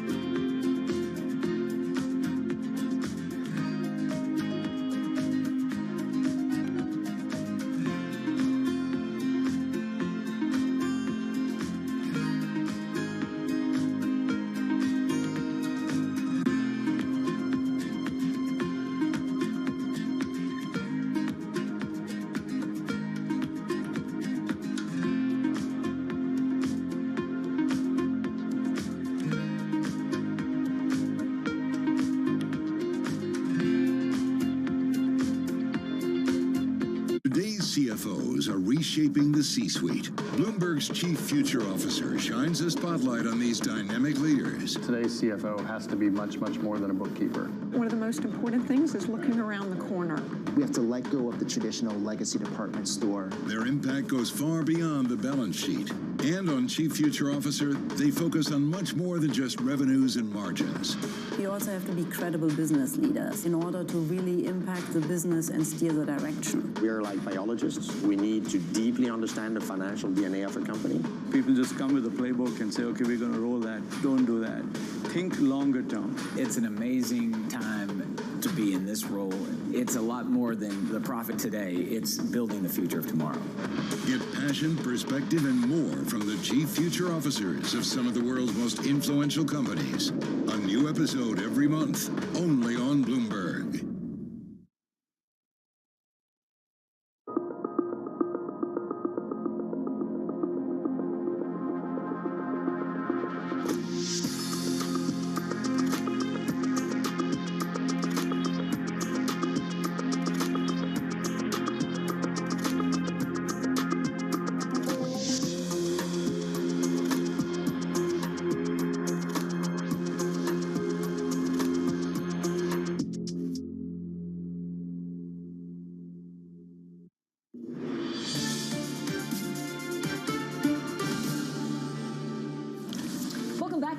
Francine Lacroix, live from the World Economic Forum here in Davos. Now, Standard Chartered has added 2 additional Fed cuts to its 2024 outlook, anticipating a total of 4 25 basis point reductions, with easing beginning in May or June. Well, I'm joined by Standard Chartered Chief Executive Officer Bill Winters, and also welcome to our Bloomberg Radio audience tuning in now. This is exciting. You have radio listening, Bill. I'm delighted. I look much better on radio. Cross-platform. I feel like, cross-platform, also for banking, is really the way to go. What do you worry about the most in 2024? Yeah, I mean, I must say, 2024 is starting off from a banking perspective quite well. We know all the problems in the world, and we are always concerned how those are going to affect the operating results of our bank or others or our customers. So far, so good. I think the economy is in a reasonably good place. Of course, the tensions that are carrying over from last year are still there. Obviously, the war in the Middle East is a big preoccupation, and concerns that will spread, although it seems manageable so far from an economic perspective, yes. Obviously, perhaps not from a humanitarian perspective. And likewise, conflict in Europe, and likewise, the geopolitical tension. So, but these are, I won't say we're used to these things, but they've been around for a while. It would appear that no one has an interest in taking very substantial specific conflicts and turning them into major global operations, and I hope I'm not wrong on that. Yeah, we were expecting, I guess, the economy to really suffer more than expected in 2023. Yeah. Does that skew markets thinking on how resilient 2024 is going to be? I think there's a risk of some complacency building in, that because we haven't had a big interest rate related correction in economic activity so far, that we're out of the woods. But obviously the signs are encouraging, and I think there's no doubt that in order to complete the fight against inflation, we're going to have some slowing economic activity, and in particular, we're going to have a slightly less robust jobs market, in particular in the U.S. But it's very robust right now. But things are going in the right direction. Yep. When I look at China with their GDP figures yesterday, yep. in line with expectations, I think China's going through a very major transition in their economy from old economy to new economy, and dealing with the aftermath of the geopolitical tensions and tariffs and restrictions and things of that nature. And China plus one, we know the story. And I think against that backdrop, China's actually doing quite well. Yep. The new economy sectors are booming. Yeah. And the old economy sectors are really struggling, led by property. Yeah. So I look at that whole equation and say, there's plenty to be optimistic about in 2024. Yeah. But so what do you do with property in China? Again, it's unclear how, the authorities will deal with it, what kind of leeway they have or appetite they have yeah. for letting some steam out. I mean, for us, it's a relatively small problem. We've taken some losses over the past 3 years. Our credit losses overall are very small. The bulk of them have come out of China. So it's not a huge preoccupation. I think the Chinese authorities have stabilized the property market, but it hasn't corrected, and it hasn't fully, the prices haven't cleared, right? The market hasn't cleared. So I think we'll see some ongoing support measures to just let the market equilibrate. But that's just one part of the old economy in China, the historic drivers of GDP growth that are in reverse, and some other elements of the really heavy manufacturing sectors and some other more commoditized manufacturing are moving out, either through the China plus one or cost competitiveness. And I think the result of that is China has to focus on growth in the areas where the growth opportunities are there for them, and they are. They are. But so if you look at 2024 and beyond, what do you do with India, for example, from an economic perspective? In India, we invest heavily. India it's a fabulous growth story for years to come. The economy is quite a bit smaller than China, but they're determined to catch up, and over a period of time, I think they can. What time frame? Is it difficult to say? The Chinese economy, GDP per capita in China is in India is 1/4 of China. So, a long way to go. But if China closed the gap to big chunks of the middle income world over a 20-year period, I think that's a reasonable aspiration for India as well, and they're well on that track. If they can consistently generate 7-8% growth, yeah. which they should be able to. Talk to me about the Fed. So the market is definitely pricing in a lot of cuts. Yeah. From the Fed, I don't know what that means for your trading floor. Are they ready? We could see a lot of volatility. We could. All the markets have been quite well behaved. I think the Fed has done a good job of forecasting and indicating for guidance their intentions. I think the market might be a little bit ahead of itself in terms of rate cuts this year. I have no doubt that we'll get to rate cuts at some point. I suspect it'll be a little bit later in the year. So we have this debate within Standard Chartered all the time. And we're positioned in terms of our from a treasury perspective, we're partially hedged, but we're okay. Sitting tight for a little bit on the rest. And where do you think treasuries are headed? We've seen a big correction in treasuries, right? With 10 years dropping almost 100 basis points. That's a big move down. If we think that the stable, long-term risk-free rate, the short-term rate, is going to be something like 2.5 or 3%, then treasuries should settle somewhere around where they are, right? Somewhere around 4%, which I think is probably pretty healthy for the economy as well. Yeah, when you look at trading, I don't know whether you're starting to now try and calculate what Trump in the White House means for policy, for markets, for trade. It's very hard to know, right? And we know that the deficit ballooned under Trump pre-COVID. Obviously, it ballooned during COVID, but it didn't balloon any less under the Biden administration. So where we go from here, I mean, there's very little sign of fiscal discipline from either party right now. Which is, I think, concerning. But reality finds ways of biting. What does that mean? Like a treasury auction that doesn't work? I mean, could it be really ugly? It could be. I think it's much more likely that you just get a little bit of a buyer's boycott, and you see treasury yields that are not behaving consistent with the way the Fed would like short-term rates to play out.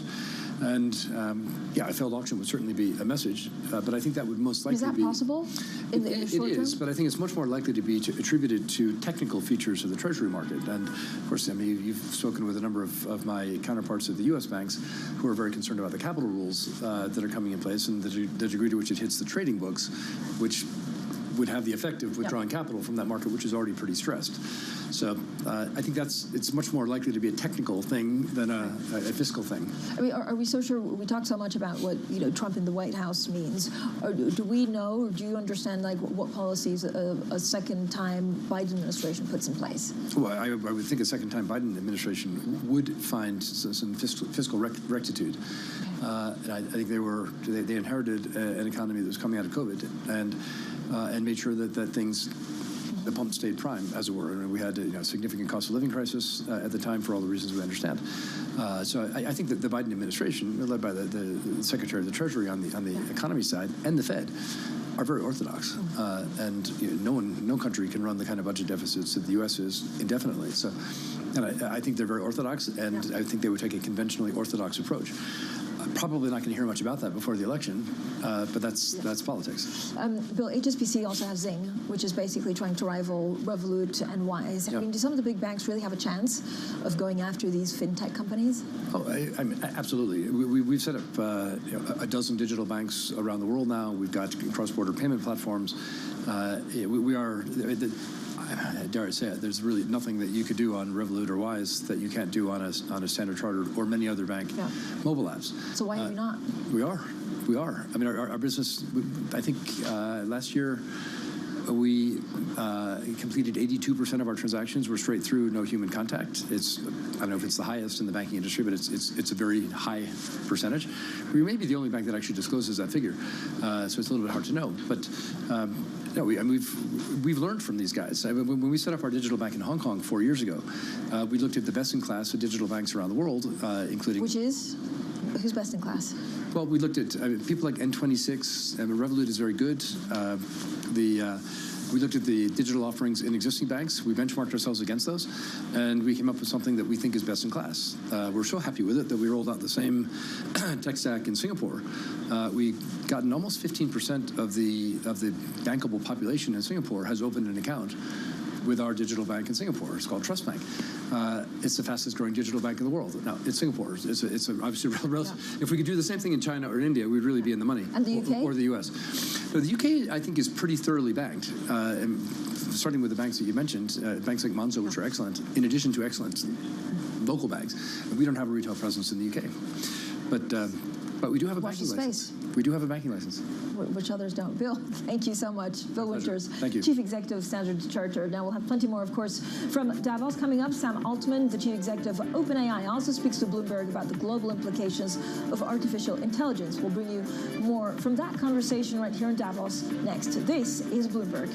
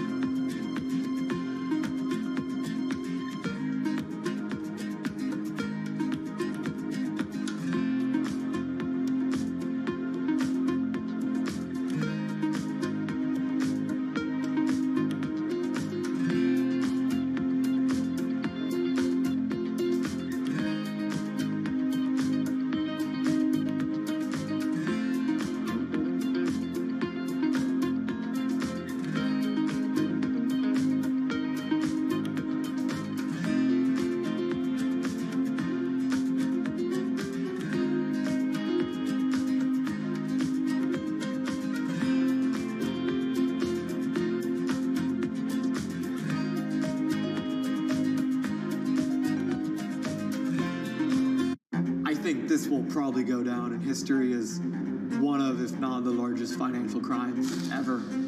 I cannot imagine a scenario where $8 billion just disappears. Bankman-Fried has pled not guilty to multiple fraud charges. Sam was just too important in the crypto community. When someone says, I'm going to give $1 billion in the next 2 years, like that catches everybody's attention. As time went on, their ideas got like weirder and weirder. I don't think he even had almost a conception at some points that it was wrong or right. I think he just had the mentality that he has to win. This committee will not stop until we uncover the full truth behind the collapse of FTX. Sue, Mark. Are you in? I'm in. I'm in. We're in. Will this be the last of its kind? No. This is the nature of capitalism. Get over it. From our studios in New York and San Francisco, our expert hosts have the data and analysis about the companies you know and the startups to watch, plus the interviews you don't want to miss. Watch Caroline Hyde and Ed Ludlow on Bloomberg Technology, the only daily business show dedicated to tech, right in the middle of the trading action at a new time, 11 a.m. on the East Coast, 8 a.m. in the West, only on Bloomberg Television. Context changes everything.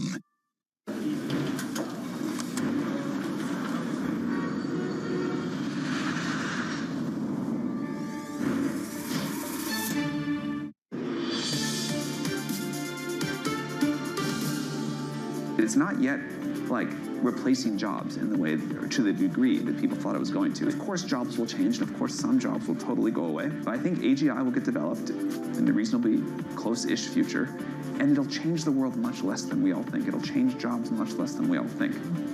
Well, that was Sam Altman, the OpenAI chief executive, speaking at Bloomberg House here in Davos. Now, Bill Gates was also at Bloomberg House, the co-founder of Microsoft, told us AI is the biggest productivity advance in our lifetime. AI is a brilliant tool for people to be more productive.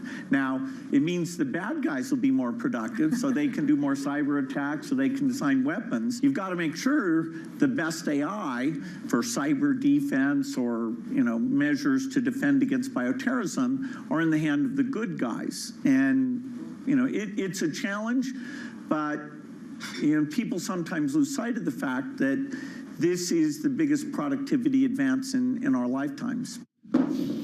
Well, that was Bill Gates speaking to me yesterday at Bloomberg House in Davos. Now, just ahead, we'll be speaking to the president of the Swiss National Bank, Thomas Jordan, and then we'll be also speaking to the Spanish Prime Minister, Pedro Sanchez. We'll continue, of course, the conversations on inflation, global growth, and some of the challenges that AI could pose coming up. This is Bloomberg Live from Davos, Day 3.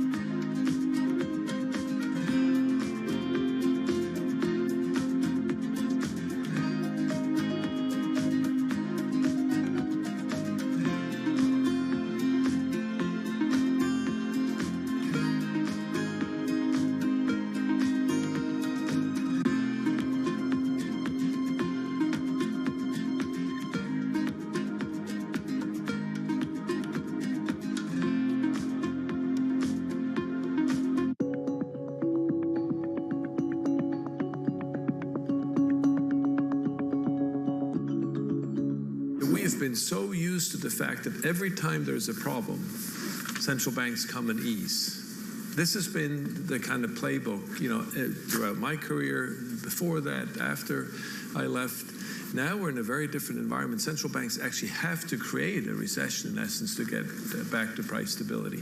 So it's a complete reversal of the modus operandi, in a sense, of central banks as they've known it for the last several decades. So that's why It's not so much that they're getting something wrong.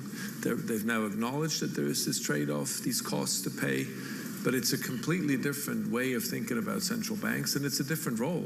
Another way to put it is they have to be unpopular now in order to get inflation back down, where it used to be you could count on them each time to rescue you, to stabilize the system, to bring support. And that has shifted. And I think many people, even in the markets, have not quite understood in my mind how much we are now in a different regime compared to the last 4 decades, effectively. So it's what, almost an easing bias in the markets? How would you describe it? In the U.S., yes. And I think it's this idea, this almost pre-programmed idea, when there is a problem, i.e. potential recession, central banks will come and ease.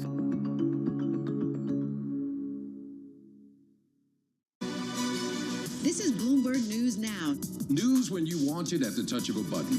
Another volatile day on Wall Street. We're seeing big moves. All eyes on Capitol Hill as Democrats and Republicans prepare. Today's job numbers casting doubt on the Fed's next move. Inflation remains front and center. And that's news when you want it with Bloomberg News Now. Get it 24/7 on the Bloomberg Business app, Bloomberg.com, and anywhere you get your podcasts. Bloomberg News Now. Context changes everything.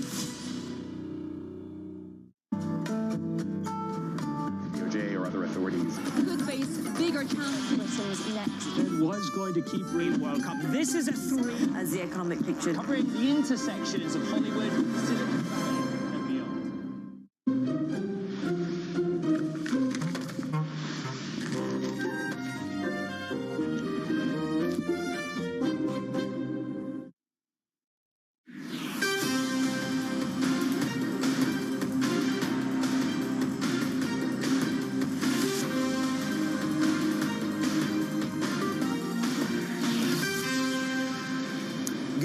From our world headquarters in New York, I'm Manus Cranny. And from our studios in London, I'm Danny Berger. Welcome to Bloomberg Brief. Let's set your agenda. Central bank pushback. UK inflation unexpectedly accelerates, tempering talk of BOV rate cuts. The Fed's Chris Waller urges caution on rate cuts, while the ECB's Christine Lagarde signals a move in the summer. I would say it's likely too, but I have to be reserved because we are also saying that we are data dependent and that there is still a level of uncertainty and some indicators that are not anchored at the level where we would like to see them. From central bank bets to the deal-making revival, we've got the latest from the World Economic Forum in Davos. This hour, we're live with Spain's Prime Minister. And in corporate news, Spirit plummets after a judge blocked its $3.8 billion merger with JetBlue. Very good morning, warm welcome to the show. This is every central banker's nightmare coming home to roost. A hot core CPI print, as it did for the Brits, up over 5% on the core, 4% on the headline. And so the short end of the curve, which has quite literally been dancing away at a nightclub and literally having a party since the middle of December. The short end had moved down by 85 basis points. That has been undone and unwound. The market now believes 4 cuts of 25 basis points, and it's pricing in just 65% probability of a 5th cut. This is about temperance, and that was the data that drove the short end of the UK. But of course, it was the rhetoric from Waller yesterday which really shifted some of the moves in the US market. Now, yields are dropping ever so slightly. Move carefully, move methodically. What is it that shifted the bond market's attention? It listened to Waller as it had never really listened to anybody before. There's no need to move quickly. And again, Lagarde comes out this morning in Europe and makes the point in Davos with Francine that it could be the summer. She probably has unanimity around that, but of course it's markets don't help the fight against inflation. Well, that's okay for a central banker to say that. Markets' jobs are to be prescient, forward-looking, and price the forwards, Madame Lagarde. The dollar is up by 1/10%. Again, you're at a 1-month high here because of this short end bolt that you have, this reappraisal at the short end, jacking up, spiking up at the short rates, takes the dollar up. up, and that's the biggest rally since March last year. It's interesting that Mike Worth at Chevron made the point. He's surprised that markets are not pricing in more geopolitical risk. I take you to iron ore. Chinese steel production is down 15%. Yeah, the GDP came in just a smidge lower than the market thought, but when it comes to the real economy, the real use of iron ore, it is plummeting by 15% in December. If there's any reprieve in that, of course, you could change the pricing for iron ore. Danny, good morning. Manus, where's the party? Bring the party back. I love how you describe that, which I might say is kind of the lamest party ever, predicated on yields coming down. Anyway, we're so far from that. It was only last week that move lower in yields was really supporting a buoyant equity market. We have the inverse today after Waller's comments.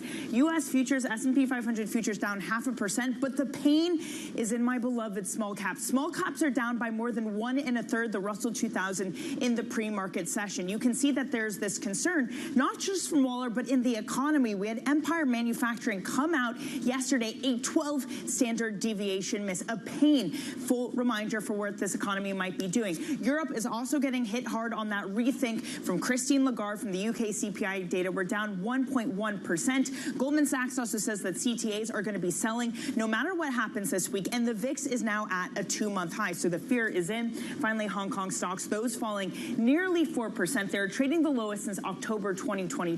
Same reason iron ore was moving, Manus. We had the data dump, and retail sales especially showed just how weak the consumer was in China. But Manus, when it comes to the Waller comments and how it could have this kind of effect on the market, because we were discussing this, job voting hasn't been working, but I take you to November 28th. The original reason that bond markets rallied was because of Waller's comments about inflation coming in and cut. So he was vitally important to set the previous narrative, and he's now setting another rethink of that. Yeah, I mean, certain pieces of rhetoric are going to redirect our thoughts, but it's like this onslaught of rhetoric. I like what Evercore wrote. This is a less dovish, but not an outright hawkish set of narrative coming from Waller. So with that in mind, Danny, I mean, there are some pretty, I mean, as I said to you, this is like every central banker's nightmare come true on the CPI in the UK. That was a hot print. That's not what Bailey wants. And that, in many ways, is what Lagarde was warning about. You want to come party with me? I've been to some good clubs in my younger days. I started at the beginning of December, and I usually didn't finish until about middle of January. Can't wait. Folks, you can find Manus and me in the club talking about gilt yields in the corner. We're a riot. But on that point, Manus, the reaction has been immediate in the UK. Investors are scaling back their rate cut expectations. That CPI print did pick back up unexpectedly in December for the first time in 10 months. For more, let's bring in Ven Ram of Bloomberg MLive. Ven, we've seen this rethinking of BOE rates. They see fewer interest rate cuts now. Inflation is moving faster. The CPI data is doing almost what some Fed and ECB officials hoped would do to this market, but have they repriced enough? Markets now see 4 quarter-point reductions and a 65% chance of a fifth in 2024. Morning, Danny. I don't think they've repriced enough, but let me go back to what Manus said. You partied really hard in December. When you party that hard in the last month of the year, what do? You get a very sober January, and that's what it's proving to be. Look, I mean, the markets were thinking, right, you know, that the BOE will cut rates in May. That was never a central case. With services inflation running above 6%. And today we got confirmation of that. We got headline inflation accelerate, and services inflation tick even higher than 6%, well above 6%. So is the BOE going to come out and say, look, we need to accommodate the economy, let's cut rates? That's not going to happen. The markets are just smoking the wrong thing here. And, you know, they are in a hangover, and they still are in a hangover. They need to shake off the pricing. There is no way on earth that the BOE is going to cut rates in May. No, certainly not on the back of that data this morning. And you're right, Ven, there is this collective narrative from Waller to Lagarde to, I was just listening to the Standard Chartered CEO there now with Francine, etc. But then, in essence, this is about the forwards traders getting over exuberant, putting on their trades, and then having to unwind them. What did you make in terms of the risk that Waller presented to the market yesterday? I mean, he was very, very, very clear.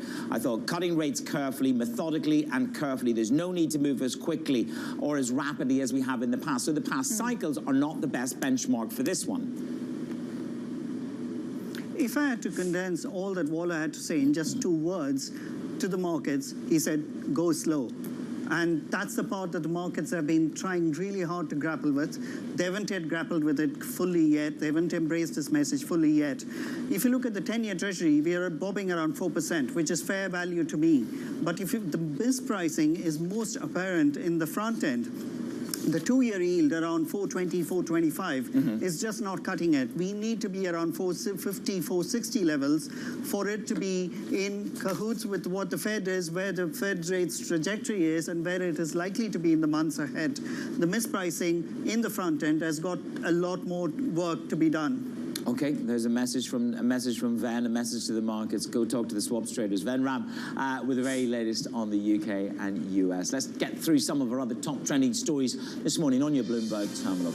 China hit its 2023 growth target, but the challenges remain. The latest data released showed a slew of indicators for home prices and property-related spending disappointed, while a measure of broad price changes suggested deflation. That remains stubborn, Danny. BP has appointed Murray Auchincloss as the permanent successor to Bernard Looney. The decision ends a period of uncertainty for the oil major and indicates a continuation of the company's existing plan for the transition to clean energy.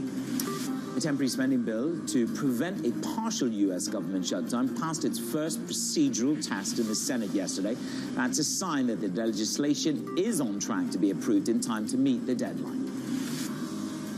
Coming up, Spanish Prime Minister Pedro Sanchez joins us live from Davos next. That's here on Bloomberg Brief.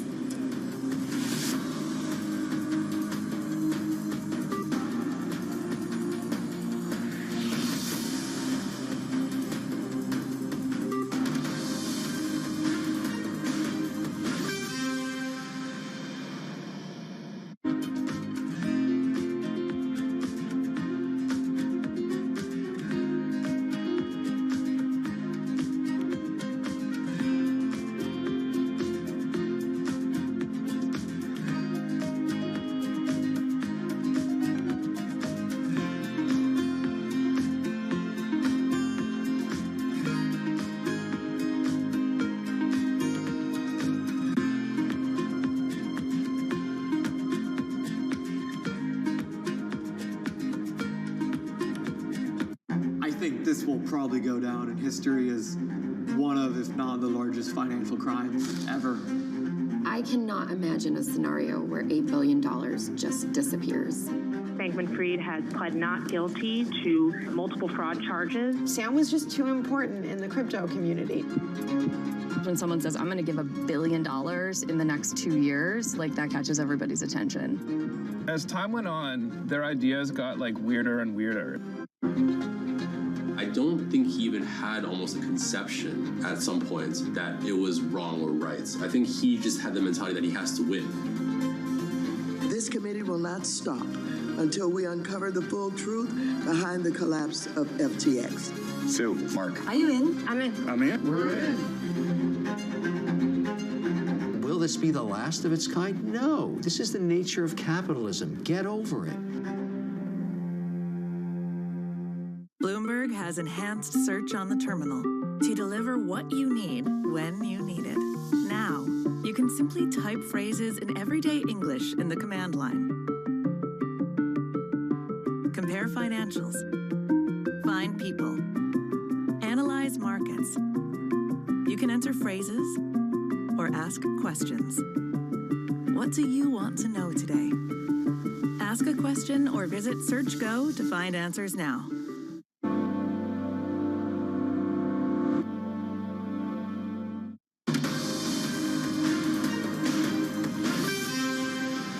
This is Bloomberg Brief. I'm Menace Cranny in New York. Danny Berger alongside me in London. Let's get back to Davos. Francine Lacroix is standing by with the Spanish Prime Minister. Francine, good morning. Yeah, Good morning, everyone. I'm delighted to be joined by Spain's Prime Minister Pedro Sanchez. Prime Minister, thank you for joining us. So let's get straight to business. I know we have a lot of questions about geopolitics and the world economy, but talk to me about the EU recovery funds. So a lot of the access were delayed, of course, because of the elections, domestic political issues. Are you confident that they will come, they arrive in time, and you know how to spend them? Well, absolutely. I mean, we are the front runner within the European Union on getting these funds coming from the European Union institutions. And, you know, over the past years, we have passed before the national parliament 200 laws, transformations linked to these reforms committed by the Spanish government to the European Commission. And at the end of the day, what we see, the economic forecasts for Spain in the present year are quite positive, you know, on exports, investments, and also job creation and the economic growth, you know, above, or let's say,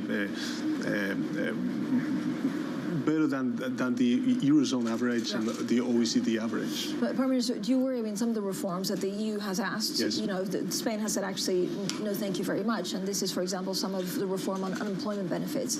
Will this hinder anything, or will you find a kind of way forward? Well, actually, what we did over the past year was to pass a very important labor market reform, along with the enterprises and also workers' associations, and also with the majority of the political parties in the parliament, also a pension reform, and all of that with social peace and political stability, which is not the case in other countries in Europe. And now, of course, we are implementing all the reforms asked by the Commission, and this one, I'm rest assured that we will implement it and deliver it in the national parliament. So there's no question. You think that you're going to get a green light, stamp of approval, and you for get the recovery funds? fourth disbursement, yes. Yeah. And because I think that this is a good example of the commitment of European policies coming from Spain. Prime Minister, I think you're also about to lead, you know, a group of Spanish business leaders. Yes. So what's the main message to the international community, and what will you ask of your own business leaders? So I would say the main message is that the Spanish government is working for stability, confidence, and of course in consolidating all the reforms that we already achieved over the past 4 years. And we are now focused on the taking advantage of the economic growth in order to consolidate our fiscal policies, public deficit, 3% of the GDP for this year is forecasted, and of course reducing the public debt, which we reached a peak in the year 2020 because of the pandemic. How would you describe your relationship with top business leaders? I know very positive. I think that is it better than in the past? I know you've criticized some of them for you know, pushing back against the windfall tax. You know, that was a concrete response to a concrete crisis that we suffered because of the Putin's war in Ukraine. But if you see, you know, the development of the stock markets in Spain, for instance, last year was quite outstanding, and this is a very important example of this public and private partnership that we have built up together, the Spanish private companies and the Spanish government over the past years. And I'm looking forward to strengthening that cooperation in the coming years, because we have many goals and challenges to face all together. Green transition. Yeah. Digital transformation, AI. So these are, you know, the major topics that we will work together with the private companies in Spain. Yeah, talk to me about Telefónica. Now, this is a case in point. I get this is about digital transformation. You want a 10% stake. Yes. Right, in Telefónica. So how will that work? You know, cybersecurity is very important also for Spanish companies and the Spanish government, and that is why we are going to, let's say, to participate in Telefónica in order to reinforce and strengthen all the matters related to cybersecurity. And we're happy with that, and of course we're happy with all the things that we're doing at national level and also at the European level. For instance, in the last 6 months that we led the European Council, we achieved a very important reform in the electric market. You mentioned before the windfall profits, but at the end of the day, I think that we reach a very important agreement in order to earn competitiveness on the electric dimension for the European economy. Have you spoken to Saudi Arabia about it? So you have a Saudi, Absolutely. STC also since the has beginning, we have an extraordinary relation with the Saudi authorities, and we're looking forward to strengthening that cooperation. And so what does that, again, that means what? No, this is more like a strategic, let's say, in this IT revolution that we are in. I think it's important that we build up this, how can I say, like a public and private relation in order to face these common challenges, along with Telefonica in this case. So, we have great relations with Saudi's authorities, and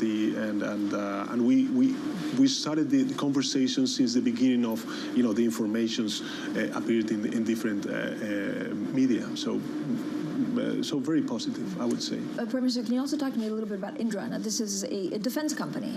You own 28% of it. Yes. How big do you want this to be? I mean, it seems like we want to be bigger. We want to structure it and to transform the defense industry in Spain. I think that we can profit a lot and take advantage of our assets in this new industry of defense that we are now building in the European Union. So I think that we have good, I would say, enterprises, and what we need is to align the goals in order to have, I would say, a better or a best or large participation in these defense industry projects. And Prime Minister, I mean, it's amazing to see you're really targeting I guess the industries of tomorrow, right? So yes, this is digital, this is defense, this is also chips, of course, at the margins. Do you think Europe can face some of these challenges? Because we're kind of stuck between China and the US. Yeah, but we have European Union, and I think that it is important to elaborate this idea of the strategic autonomy and how we learn also from the experiences of the crisis on this, geopolitical battle of microchip, of semiconductors and chips, and beyond this technological supremacy that, of course, China and Europe and the US are, struggling, and for that, I think that proposal, I think Europe can play a role, and within the European Union, we are placing 12 billion euros in order to attract that investment and to create that ecosystem of semiconductors and chips in Spain. We have actually good cooperation with big companies, such as Intel, Cisco, Quantum, and we're looking forward to strengthening that cooperation. Prime Minister, how much do you worry about these two major conflicts? Actually, you have Ukraine, you have Israel, Gaza, you also have possible tension points or inflection points in Asia. What's the right way to think about these? We need to strengthen multilateralism. Because these two conflicts also reflect the erosion of the rules-based international order, and also is hurting the global economy. So we need political leadership. We need to cooperate among political actors in order to set the path for peace.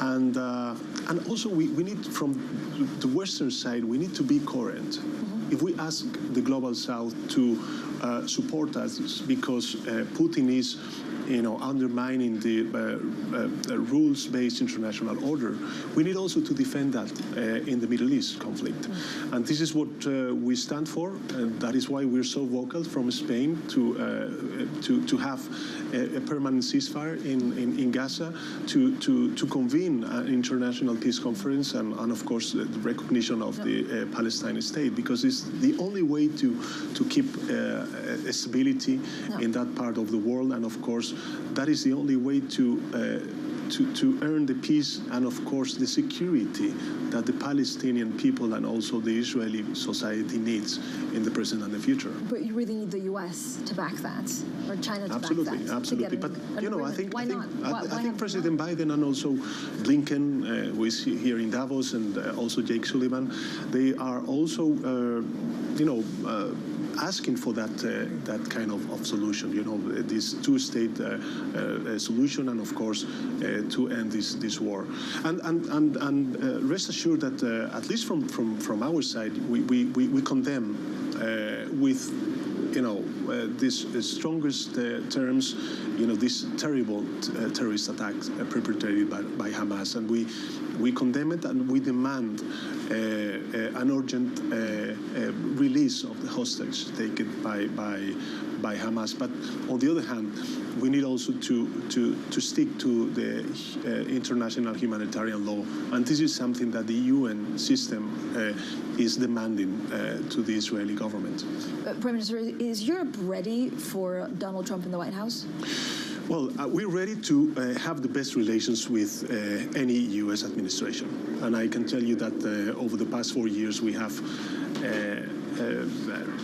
reached great cooperation with Biden administration. And we're looking forward to have the best relations with Biden, Trump, the next president of the U.S., because I think it's really, really important to strengthen this transatlantic cooperation between the European Union and the U.S.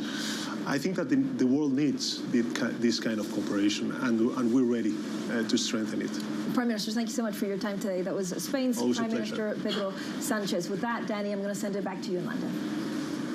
Francine, thank you so much. A fantastic conversation. And another great conversation on the ground there in Davos was about UBS. Chairman Colm Kelleher is leading UBS through one of the biggest mergers in recent financial history as the bank absorbs its former rival Credit Suisse. Earlier today, Kelleher sat down with Bloomberg's Stephanie Flanders. And it takes us some time to work out what that bench is. And once you've identified that bench, then you don't just anoint that person. You've got to make sure that that person, male or female, has sufficient experience and breadth to be able to slot into that role.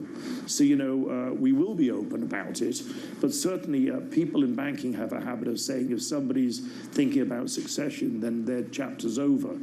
Sergio's chapter is not over. So, we really expect him to be around for a while.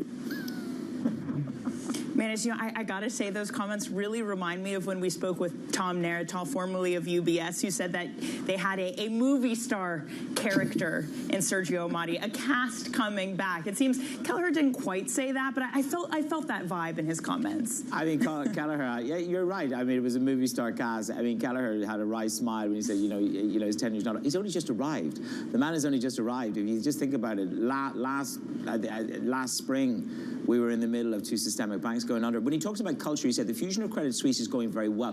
What's been done so far is the relatively easy bit. And I think that's the interesting part. Now it's about the real melding of these organizations together. And it's about a culture fit as well, which he said, the people who are meant to stay, they are fitting in. They've got the right, they've passed the, well, I'm paraphrasing, the smell test.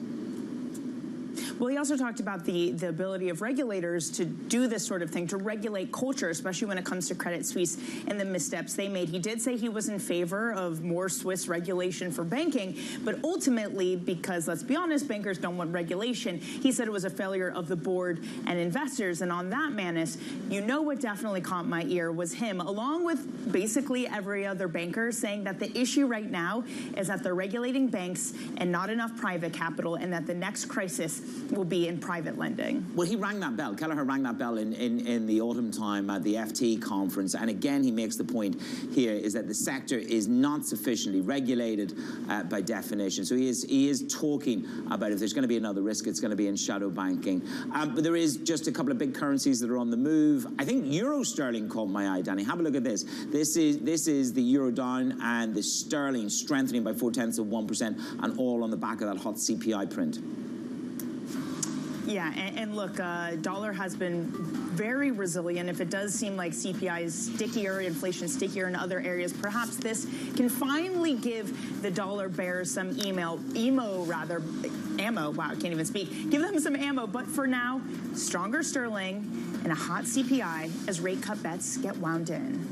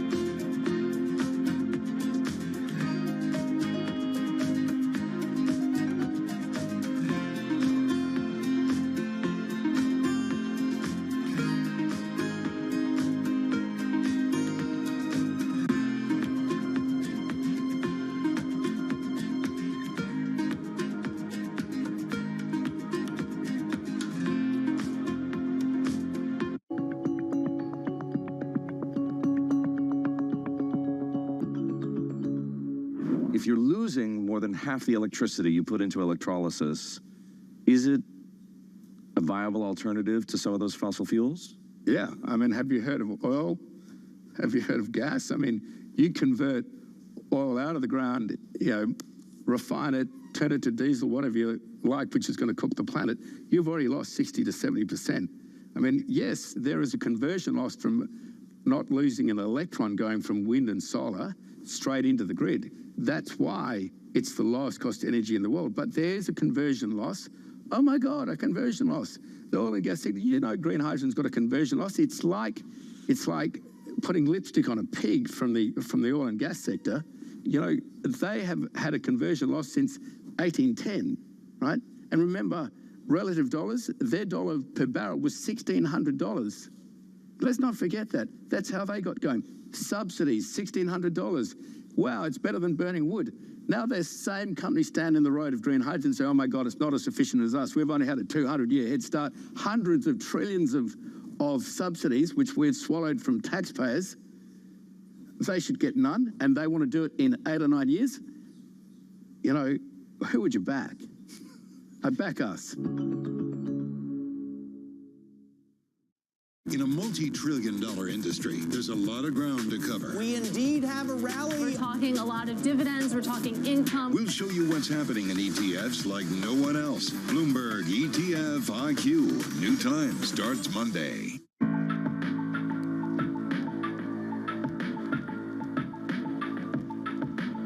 This is Bloomberg.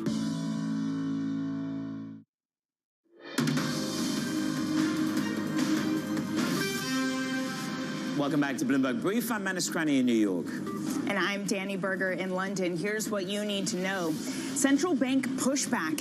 UK inflation unexpectedly accelerates, tempering talk of BOE rate cuts. The Fed's Christopher Waller urges caution on rate cuts, while the ECB's Christine Lagarde signals a move not until the summer. From central bank bets to the deal-making revival, we've got the latest from the World Economic Forum in Davos. And in corporate news, Spirit plummets after a judge blocks its $3.8 billion merger with JetBlue. We are unable to shake off the negative handover from Asia. Stocks down massively across the region. It's ironic because it was only a week ago that lower yields were supporting these equity markets. Now it is the opposite, with Waller talking about an easier pace of rate cuts. This isn't your pandemic era rate cuts. Thus, we have S&P 500 futures falling by about 0.5%. Small caps are down even more, down 1.25%. Goldman Sachs, though, warns it doesn't matter what happens this week. In any scenario, the CTAs, the quants, they will indeed be selling because positioning went so far. European equities down 1.2%. Christine Lagarde questioning this idea that we'll get cuts in the front half. Of course, that UK CPI also did the same thing. Finally, Manus, Hang Seng down 3.7%. That is its lowest level from October. It's not just the rate cut rethink. It's also a data dump we got from China this morning.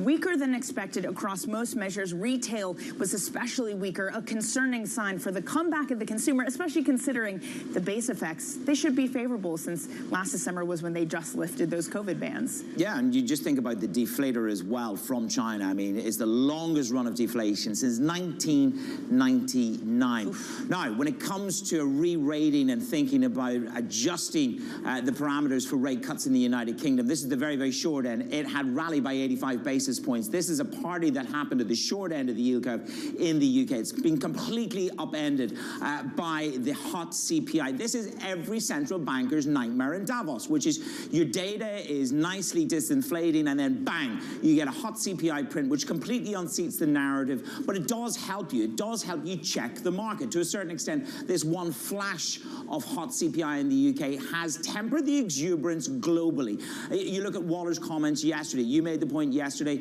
a little bit earlier, Danny, that it was Waller's comments in the autumn which repriced the bond market. And again, it is Waller's comments here where he talks about cutting carefully. We're not going to go as we rapidly did in the past. So this is about setting the tone for what this rate cutting cycle is. At the short end of the UK, they've moved to 4 full 25 basis point cuts and only 60% probability of a fifth one. Here in the US, the probability of a March move drops from 80% to 65% because of Waller's tempered comments. The dollar is slightly better bid, up an eighth of 1% at 12.38. You've had the biggest rally since March. Bank of America have got a cracking note. The dollar is defying gravity. It's a hot start for the dollar, but it will roll over in the second half of the year. The dollar is bid on geopolitics. Look at the Goldman Sachs survey. Bang, bang, bang. The number one issue is geopolitics, but markets are uncertain how to price that. You talked about China and the data dump. In terms of iron ore, you're looking at China's steel production dropping by 15% in December. And there's this move away from pre-sold homes. So they're back at pre-built homes. So there is this turn and churn in the housing market in China. It's going through change. And right now, this is the best manifestation of China not necessarily pumping on all cylinders. Danny? And it is this market's fascination with rates right now. When does that change? When does the election in the United States, for example, move things more? Manis, you mentioned the Bank of America call on the dollar. What caught my eye was the Deutsche Bank call on the dollar, that it's going to be stronger this year because markets haven't yet priced in a Trump presidency where tariffs are turned up, and that will be bullish dollar. Yeah, I mean, the question is, we've got geopolitics at play. The oil price is really not paying that much attention to what's happening in the Red Sea. It's consumed by supply. And even Mike Wirth in Davos yesterday said, I'm surprised. I'm surprised that there's not more attention in risk prices as a result of what's happening there. But, Danny, let's talk about the central bankers because, of course, it is all about their commentary from Davos to Washington. And they continue to strike a cautious tone on the market's aggressive bets on rate cuts as investors gain confidence from the latest data. Let's just take a listen to what exactly did the Fed's Governor Chris Waller actually say. I am becoming more confident that we are within striking distance of achieving a sustainable level of 2% PCE inflation. When the time is right to begin lowering rates, I believe it can and should be lowered methodically and carefully. I see no reason to move as quickly or cut as rapidly as in the past.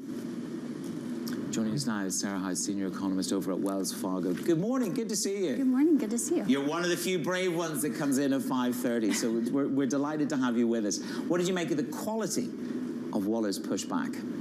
So I thought it showed that they are still concerned about how sustainable the recent disinflationary trend that we've seen. So we've obviously seen market progress with that core PCE deflator coming back towards roughly 2% over the past 6 months. But that needs to be sustained. And I think as we've had some very favorable effects, things like travel prices coming down very quickly, financial services in that PCE helping bring that down.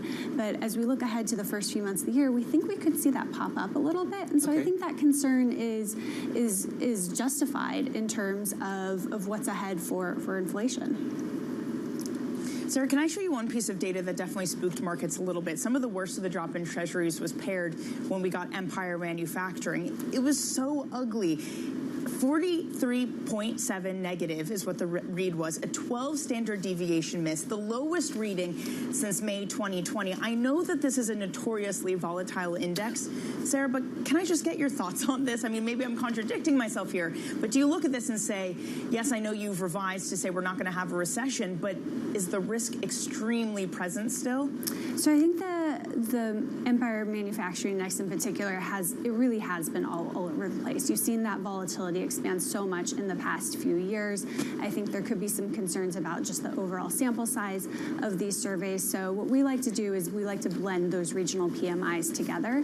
And you do see that weakening trend in manufacturing, but that's something that's been in place for the better part of the past year. And you have seen manufacturers grow more cautious. They haven't been overproducing this past year. So I think it is a bit of a warning shot, but I think it's likely to be overstated just given how volatile that survey has been, and I'll be looking very closely at what we see in the next regional survey, so coming out from Philly, Richmond, Dallas, Kansas City, to really get a fuller picture. I think The Brits got a bit of a shock this morning, didn't they? I mean, Bailey got a bit of a shock. You know, core CPI bolted. You know, the narrative shifted on them. They got a shock. Here in the U.S., what is the risk, or where does the propensity for shock to come from? Because I'm hearing more and more from central bankers, oh, we didn't get lucky. You know, energy prices dropped. That was part of the narrative of why we saw inflation drop. So what is the risk here in the U.S.? Because right now, we're pricing 150 basis points from the Fed, and the disinflation story should, in theory, continue. So where's the biggest risk to that disinflation narrative? So I think the biggest risk is that we see that it's going to be a bumpier path than what we saw over the past 6 months. So I still think that disinflationary trend is in place, but it's going to be slower going than what we've seen over the past few months. In terms of what could be driving that, I think it's really going to come down in the near term to what we're seeing in some of those core services.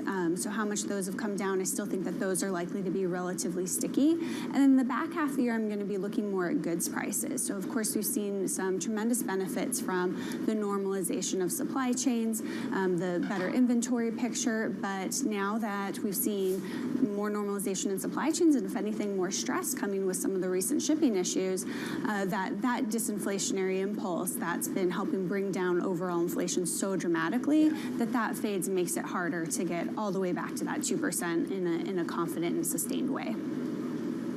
Sarah, can you see where the disinflation trend is coming, not from that supply chain easing, but Fed policy? How much of what we've seen is attributed to tighter rates, and how much is left to filter through from tighter monetary policy? Yeah, so it is hard to disentangle, because I think some of the areas where Fed policy has the most effect has also been some of the areas where you've seen very challenging supply dynamics that have improved. So particularly in the auto sector, you know, given that the financing charges have gone up tremendously, that's weighing on demand, but at the same time you have seen those supply and inventory improvements, and so it's a bit muddled in terms of how much the Fed's doing work on that. But we've also seen it in housing. So of course, with how high mortgage rates have been, that's been keeping a lid on further home price appreciation, and we have seen shelter inflation begin to roll over, and we think that has a lot more to run through this year. You talk about cracks in the consumer. You specifically say cracks are starting to appear in the household sector delinquency rates, especially on auto and credit cards. And we've seen delinquency on credit cards, I think just last week, ratchet to the highest level that we've seen in 10 years. Is that a slow-moving car crash? I think it is a slow burn that you see as the longer perhaps rates, not a crash. The longer rates stay elevated, you're seeing consumers get increasingly squeezed. So if you haven't had to buy a car in the past few years, you haven't been affected by these rates. But as the longer rates stay high, you have to step back into the market. Now you're feeling it. And so you're going to see this continued stress when rates stay high. And I think that's going to weigh on consumers at a time when we've seen that their financial position has worn down over the past few years, that they spent down some of those excess savings. And now when we look at the labor market, that doesn't seem to be on quite a solid footing either, suggesting that you're going to see a slowdown in aggregate income, which is also going to affect the spending picture in the year ahead. Yeah, well, Manus is finally going to buy that Aston Martin he wants this year now that he's in New York. So I'm hoping somebody's got a cheap one to sell me, yeah. He'll certainly add to that. Hey, Sarah, thank you so much for joining us early this morning. That's Wells Fargo's Sarah House. We appreciate your time. Coming up, merger blocked, why a federal judge ruled against the $3.8 billion JetBlue Spirit merger, with President Biden praising the decision. We have that next for you here on Bloomberg.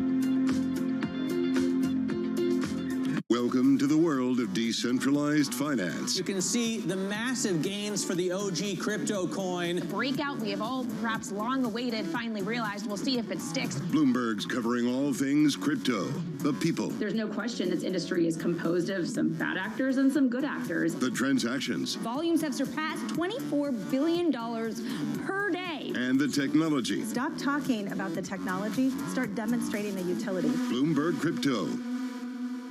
Today's CFOs are reshaping the C-suite. Bloomberg's chief future officer shines a spotlight on these dynamic leaders. Today's CFO has to be much, much more than a bookkeeper. One of the most important things is looking around the corner.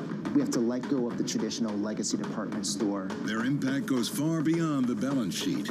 And on chief future officer, they focus on much more than just revenues and margins. You also have to be credible business leaders in order to really impact the business and steer the direction. We are like biologists. We need to deeply understand the financial DNA of a company. People just come with a playbook and say, okay, we're going to roll that. Don't do that. Think longer term. It's an amazing time to be in this role. It's a lot more than the profit today. It's building the future of tomorrow. Get passion, perspective, and more from the chief future officers of some of the world's most influential companies. A new episode every month, only on Bloomberg.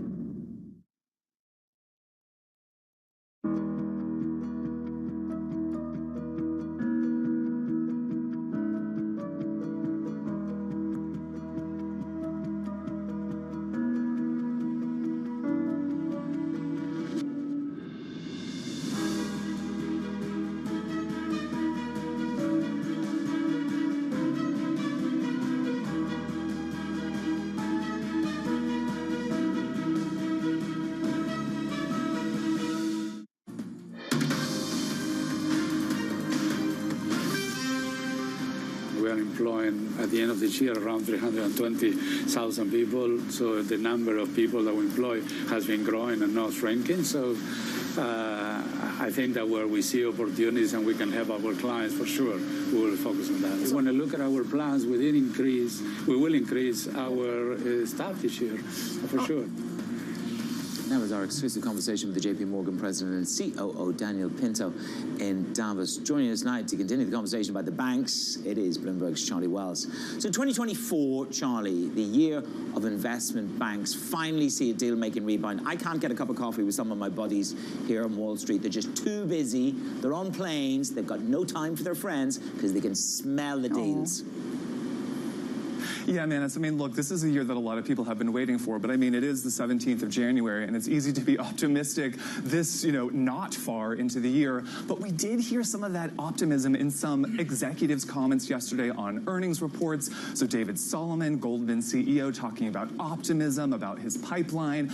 We heard the CFO of Morgan Stanley, Sharon Yeshaya, talking about, positivity with some CEOs in boardrooms. But of course, we heard this last year, right? 2023 was supposed to be the rebound. We did have some notable IPOs, but still, it just wasn't the year that a lot of investors were looking for. And I think key here will be geopolitical risk and rates. You also have Schwab, U.S. Bancorp, Citizens Financial. A lot of these regional banks that gave us a headache last year are going to be reporting today. What are we expecting? I mean, look, they're going to be so happy to see the tail end of 2023. And I think what we're really interested in looking at is net interest income and credit and asset quality. So when you think about some of the banks reporting today, Charles Schwab, we've got U.S. Bancorp, we're expecting to see some, negativity around net interest income. And that's something that could, not bode well for their earnings, but also credit and asset quality. So I'm thinking here in particular about M&T Bank. They are reporting on Thursday, and what's going to be really interesting there is they have a lot of exposure to commercial real estate, which we know has been under strain for a long time now. Well, you teed it up beautifully there. Now, let's talk a little bit more about, Charlie, thank you very much. Let's talk a little bit more about real estate and where the banks have a fair amount of exposure, because it's Blackstone, isn't it? Blackstone Real Estate Income Trust. It posted its worst yearly performance in history. Danny is asphyxiating. First of all, because Colin Keller has put a death nail into private credit, and secondly, because BREIT has come under pressure. So come on, talk us through BREIT. How bad is it? I mean, how much pain, the worst loss ever, how much pain was it? It was stunning. I mean, look, they lost 0.5%. It was a 0.5% loss last year. Compare that to 2021 when the return was 30%. So that is a really, really striking difference. And it really comes back to a bad hedge. So, I mean, BREIT was really kind of bragging rights for wealthy investors that allowed them to invest in real estate, which, of course, is famously illiquid. There was about $70 billion there at one point. And look, you know, Blackstone hedged high rates, and that actually did not bode well for them last December when some key rates actually fell, and that lowered the value of some of those hedges. The December loss was 1.2%, so that really dragged them down. And I mean, look, when you think about this, in a memo, Blackstone said that a lower rate environment could actually be helpful going forward. Again, that sense of optimism, hopefully going forward into 2024. But look, we saw over the past few years, you know, clients trying to pull money about $14 billion pulled out since, you know, November 2022, redemption limits having to be pulled. So they are really hopeful that, you know, there is going to be a lower rate environment. But of course, analysts have been talking about how potentially that could be pricing in too many lower rates in the year ahead. Yeah, it's still not easy for them. And Manus, let me just say, I know I've been obsessed with this because, I mean, it's been a thorn in the side of Blackstone. Schwartzman even told me how much he disliked how the media was paying attention to it. But it wasn't just me. Can I just say, a bond guy who doesn't do real estate at all, like a treasuries guy, sent this to my inbox saying that we're worried about this. Everyone, no matter what market you swim in, is fascinated about BREIT. Listen, everybody's just trying to find the canary that's died in a coal mine and find it early so that they can be ahead of the curve. Don't worry about that. You know, everybody's looking everywhere under the rocks in terms of where the risk is. Yeah, oh, that poor canary. Hey, well, Charlie, thank you very much. That was Charlie Wells joining us. Let me move on from that sad Charlie imagery. looks suspicious on the canary. Wait, does the canary die? I thought it was supposed to like tweet or something like that. It dies? That's the canary in the coal mine? Usually you find that it's a dead canary. By the time you've got a massive error on your hands, I assure you, this is from reality. You find the canary not only died, but it's gone to canary heaven by the time you're dealing with a mess. I assure you. I truly thought it was when the canary made sound. I didn't realize it died in the metaphor. Okay, anyway, Manus, let's move on from my naivete. At Spirit Airlines, it's extending a decline in the pre-market after plunging 47% as a federal judge blocks JetBlue's $3.8 billion acquisition of the airline, saying it violates antitrust law. President Biden reacts to the decision, writing, "The ruling is a victory for consumers everywhere who want lower prices and more choices. My administration will continue to fight to protect consumers and enforce our antitrust laws." Joining us now is Bloomberg's Sid Phillip on this. Sid, we'll talk about the Spirit side in a moment, but when it comes to JetBlue, without this deal in hand, can they compete with the Uniteds, with the American Airs, with the other big behemoth American airlines? So it's really difficult for JetBlue to compete with the bigger carriers, especially in terms of setting price. And I think in terms of setting prices and sort of being able to be a market maker. And so essentially in an era when prices are sort of the biggest factor for the airline industry, especially with your cost being so variable. I mean, being able to compete with the big four was really JetBlue's aspiration with this deal. And without it, it is much, much harder for them to sort of break out of the league of smaller carriers and become a much bigger airline. Look, what does this mean for the industry, for the other carriers? You've got I was going to say top tier, but that's debatable when you get on some of the planes. You've got those larger bulk carriers at the top, and then you've got everybody else. I mean, they must be going, no, this is great news. This just consolidates our position. So it does sort of cement the position of the current big four, but it also sort of blocks the carrier's acquisition. I mean, it makes things complicated for the likes of Spirit Airlines. Where do they go from here? They have 200 planes, and what happens next to them, as well as other potential M&A in the industry. I mean, we've seen Alaska talking about their takeover attempt at Hawaiian Airlines, and so we don't really know where it goes from here and what that bodes for the larger industry as a whole. But it does sort of cement the position of the big four carriers and sort of relegate the other ones to sort of second-tier status. could be a call to Michael O'Leary at Ryanair to come and help the system out over here. I think he nicked the model from here, or no, he built the model from here, I should say, not nicked it. Sid, thank you very much. Maybe it's time for Michael to come to America. Bloomberg's Sid Phillip there on the JetBlue $3.8 billion deal with Spirit that is turning into a nightmare. Coming up with Danny and myself, we're going to take a look at what's on the slate for today. What's going to move your market? It's just gone 5:51 a.m. in New York. Good morning.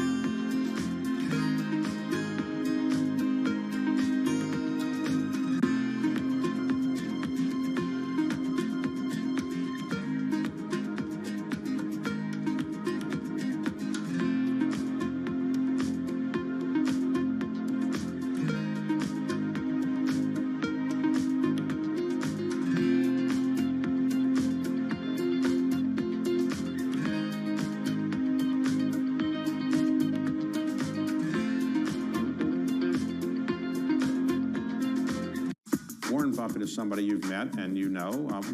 What does he tell you about investing? He tells you to just do what he does, or what does he tell you? Pretty much. I mean, one of the things, we have this great connection about the love for baseball. And the reason why Warren and I got to know each other is he insured my contract, the 252. I reached out to him and I said, Warren, now that we're business partners, maybe I can come see you in Omaha. I thought I would never get an email back. And Debbie, who's been with him for over 40 years, wrote back and said, how's October? I said, I'll be there because we're not going to the playoffs. And that led a series of 5 or 6 years where I go back to Omaha. And he said, Alex, you always want to be a gentleman. You want to be a great baseball player. And then the 2 rules of investing are, 1, never lose money, and number 2, don't forget rule number 1.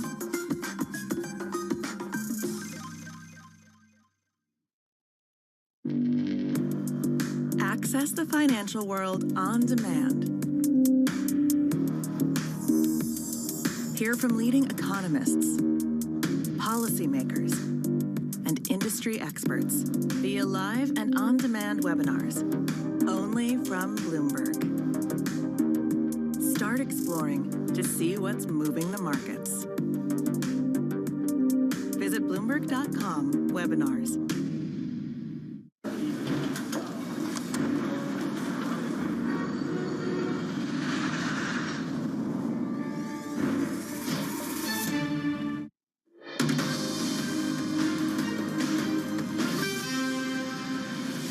Bloomberg Brief, Danny Berger in London, Manish Krani in New York. Okay, let's get you set up for your trading day on this Wednesday. Here's a look at what's ahead. Economic data releases pick back up. U.S. retail sales at 8:30 a.m. Eastern. Then we get industrial production data at 9:15 a.m. Then it's more Fed speak. Barr, Bowman, and Williams all on deck, plus the Fed's beige book that's out at 2 p.m. And President Christine Lagarde speaks again at Davos at 10:15 a.m. Eastern. Manis, it was already that central bank speak, the data that's been moving markets. It's been bad for stocks, but there's also more bad news for Tesla that's moving shares this morning. Yeah, I mean, the whole sort of tech complex is adjusting to this jolt higher in rates, so that growth to value narrative. But Tesla, they cut their model-wide prices, Danny, in Europe. And again, we talked about this a lot last year in China. Musk really having pressuring the board there for another massive stock award. So there's a couple of different things. I mean, Tesla's had quite a battering this week because there is angst, of course, between Musk and the board there as well. Yeah, Apple's also under pressure this morning. You can see they're down 1%. I mean, they've had a tough go of it this week. Again, it's the entirety of the tech complex having a hard day. Apple is also going to allow for outside payments for apps after a U.S. decision on an antitrust lawsuit. But I will say Dan Ives out with a note overnight saying that they expect a strong fourth quarter tech earnings season. So maybe things will get better. Don't forget, Dan Ives is the evangelist that sees a $4 trillion valuation on Apple in the near term. PayPal dips, Mizuho cuts down to neutral on competition pressures. And you just think of the raft of technology companies that are coming into this payments business. And this is where the Fed is really, really grappling with what are these businesses, how to regulate them, and how it's going to upend U.S. banking, global banking. Yeah.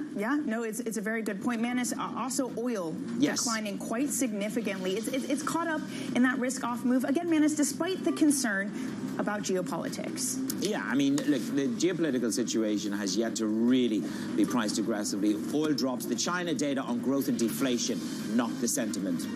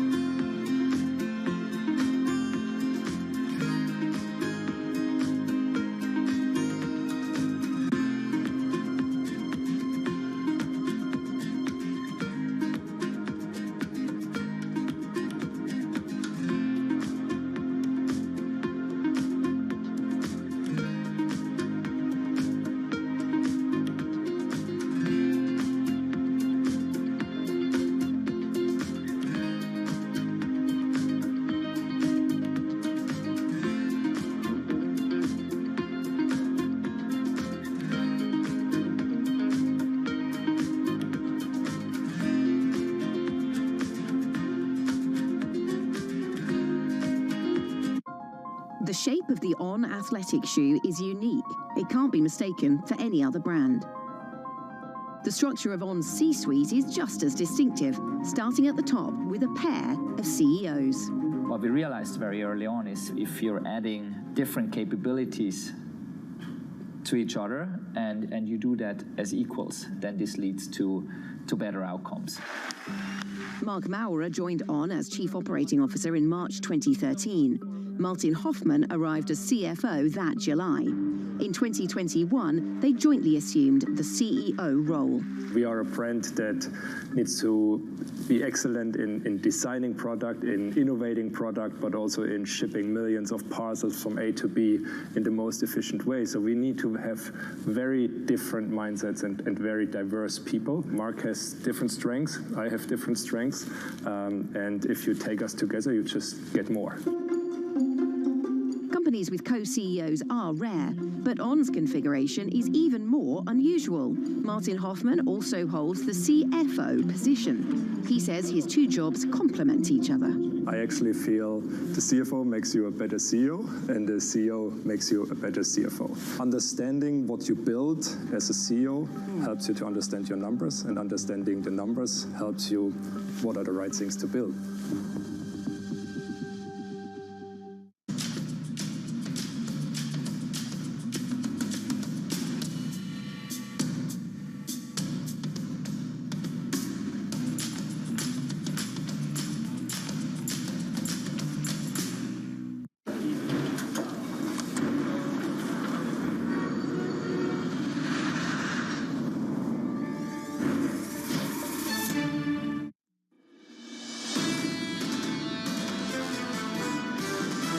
I am a believer that we are going into a soft landing.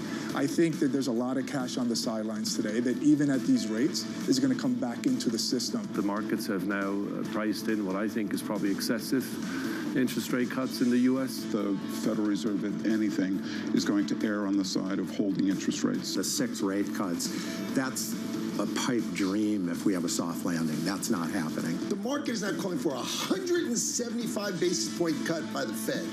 Really? How about this? No way. No way at all. This is Bloomberg Surveillance, live from the World Economic Forum in Davos.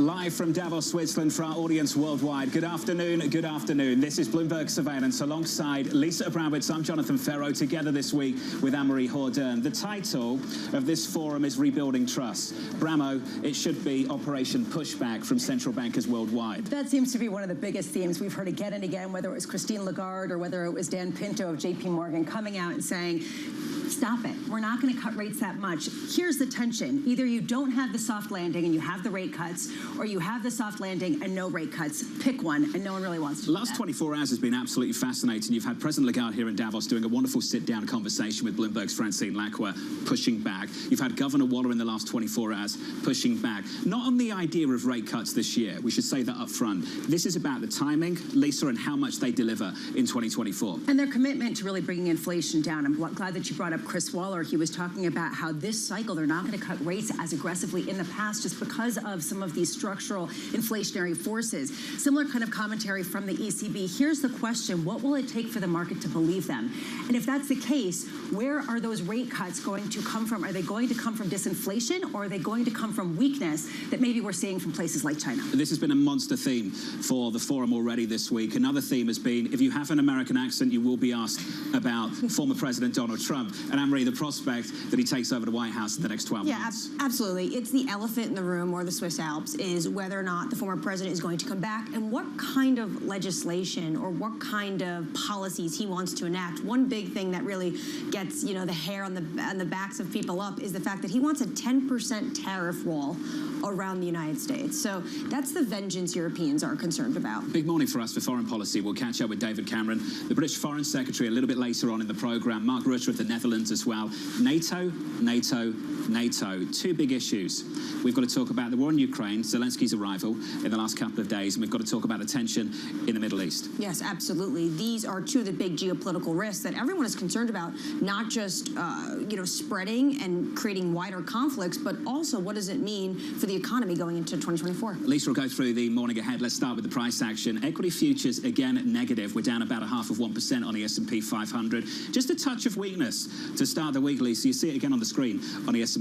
And we do get, of course, retail sales in the U.S. coming up later this morning, but we do have a roster of incredible guests, so that really is front and center. We talk about international policy. John Kerry, U.S. Special Envoy for Climate for the United States. We do believe that he is going to be stepping down. We will have a discussion with him. Ronald Kruszewski, CEO of Stifel Financial, Dave Mackay of RBC, the CEO there. And right now, I got to say, Ann Walsh, the CIO of Guggenheim Partners, speaking about why she's pushing back also against market expectations, but maybe not in the same direction as everybody else. Let's start that conversation right now. Ann Walsh, the CIO at Guggenheim Partners Investment Management. Ann, good afternoon. How are you?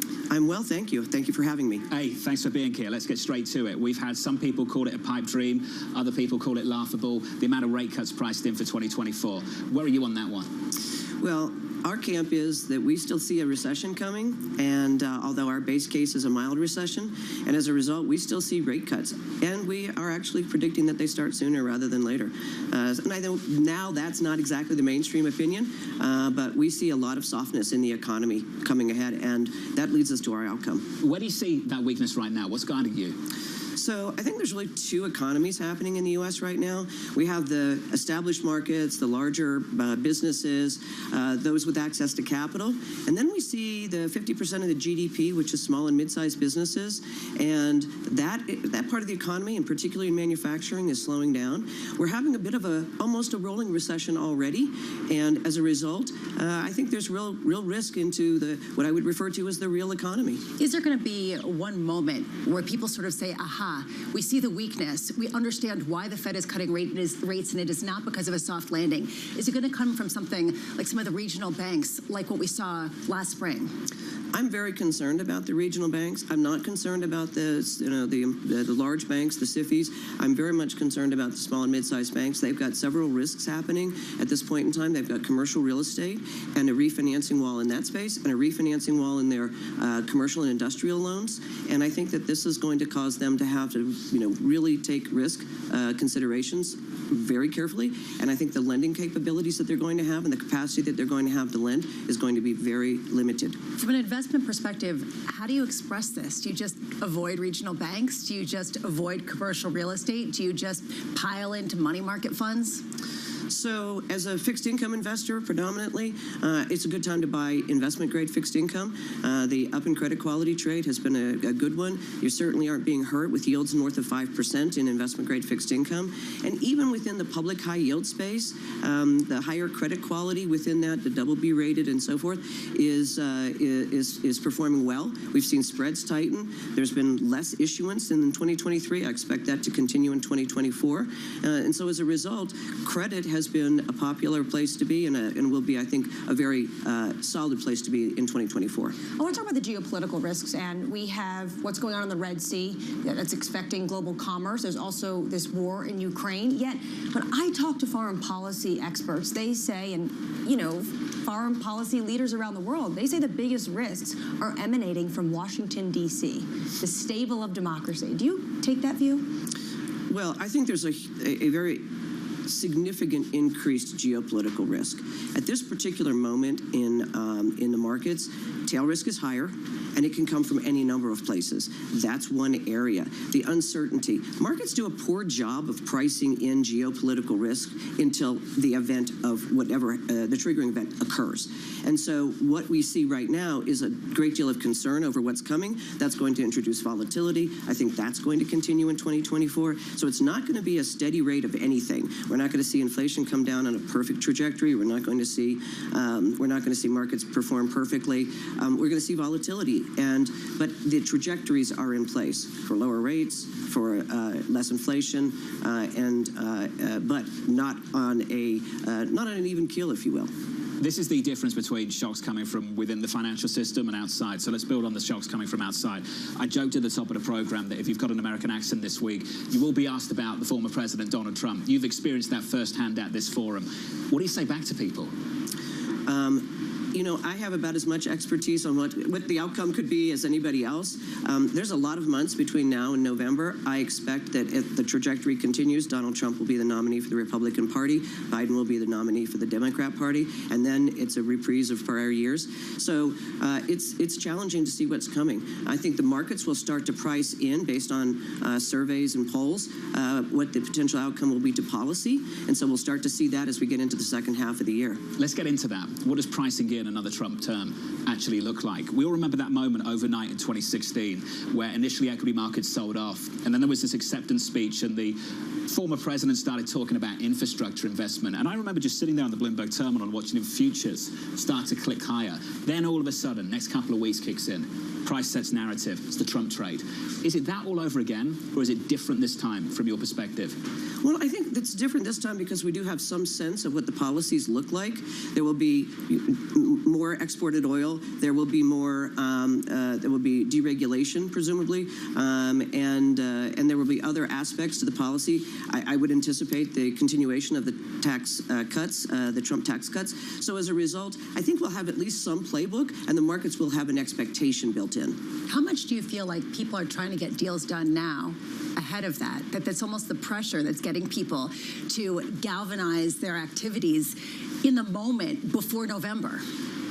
I'm not really sure I'm seeing that. And if you think about M&A activity, I'm not really seeing that. It's picking up a bit, but I'm not sure that it's going to be back to pre-COVID levels. I don't really anticipate a whole lot of energy to try and get ahead of the election at this particular time. Do you think the Treasury market would accommodate these kind of policies again? I think what we've witnessed in the previous administration and the current one is they're very comfortable with big deficits.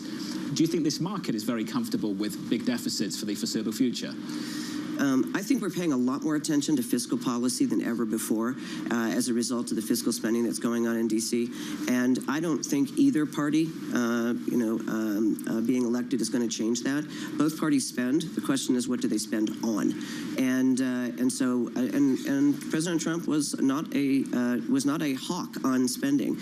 So I would consider that would be the market should build in an expectation that will continue. So just to come full circle, you were saying that as one of your hedges, or as one of the havens for you from some of the geopolitical risk, from some of what we might see with smaller and regional banks, you're going into high quality credit, you're going into fixed income. At what point is that no longer the hedge if you expect sort of inflationary types of policies to continue regardless of who's in the White House? Well, again, I think that there's parts of the economy are slowing down considerably. And we also see inflation is coming down. We see rates coming down. Now, the question is what happens after we achieve the 3.5% that we're targeting on the 10-year? Well, we would say absent fiscal spending, absent Treasury issuance, you could see rates lower. But we don't, because we think that the level of Treasury issuance and the level of fiscal spending keeps a floor under the rates in the long end of the Treasury curve. So 3.5% is a rally from here, but at the same time, probably puts a floor under any further rally. You've been cautious on risk assets for a while. I know that you've been coming out and saying you've been expecting some of the pain to become more apparent. What surprised you most about why we haven't seen that? Well, I think upon further reflection, what we didn't anticipate was the sheer volume and amount of liquidity that was still in the system, and it had to be purged before the markets would become more rational. For example, global central banks have pulled $5 trillion out of the system globally since quantitative tightening started, and that's an immense amount of liquidity that's exited. We're just now starting to feel the effects of that, and I think that delayed the impact of the tightening and rate hikes that we saw from global central banks. Favorite trade this year, outside of credit and investment grade? Rates. We're positive again on the Treasury curve, and I do, again, anticipate the short end will be coming down as well as the Fed starts to cut rates. Interesting. And this was great. It's good to see you. Thank you so much. Thank you for joining us to kick off day 2 at Davos at the World Economic Forum. That was Anne Walsh of Guggenheim Partners Investment Management. Lisa, we need to think about this, the new policies that we could see from a new administration, if indeed the former president becomes the lead candidate, looks like that right now for the Republican Party, and wins again. Do we see a repeat of what we saw back in 2016? Christine Lagarde seems to think so. We've heard from others saying that they seem to think so, which means a more sort of nationally focused, more tariffs, and a lot more sort of investment in fossil fuels and other things like that. At this point, do we also still see a rally, or is there a new deficit concern and geopolitical risks? Well, to Anne's point, Trump loved to spend. Nikki Haley continuously mentions this, $8 trillion under his administration. So to say that Republicans want to rein in deficit someone like Donald Trump, that's not always true. But this protectionism, that is the concern of the Europeans and some other members here. For about 5 minutes, I think we were super fearful of what was happening with Treasury markets, Anne-Marie. Is that even a campaign issue out of Nikki Haley? Outside of Nikki Haley, is the electorate excited about the prospect of someone coming forward and doing something about the deficit? Fiscal hawks within the Republican Party and potentially some hotshot donors are very interested in what she has to say because they're watching this. And I continuously come back to this stat. In about 10, 12 years, the United States will be paying more on their interest payments than even their massive defense budget. This is a problem that Washington loves to talk about, but no one actually wants to get down to the nitty-gritty and deal with. And it's because voters don't want their Social Security cut. They don't want any of their Medicare and Medicaid cut. So if you don't have any discussion around that, how can you have a real conversation? This has been a huge issue amongst all these town halls DeSantis and Haley are doing, because on Bloomberg, Joe and I asked Haley about this, and she said 65 is way, way too young. And now she's backtracking because people at 65 say, hey, I want to retire. I'm not waiting until 70, 75. They vote and it's not popular. It's as simple as that. Coming up in the next hour, Steve Tannenbaum, the founder and CIO of Golden Tree. Plenty still to come this afternoon from Davos, Switzerland. Good afternoon.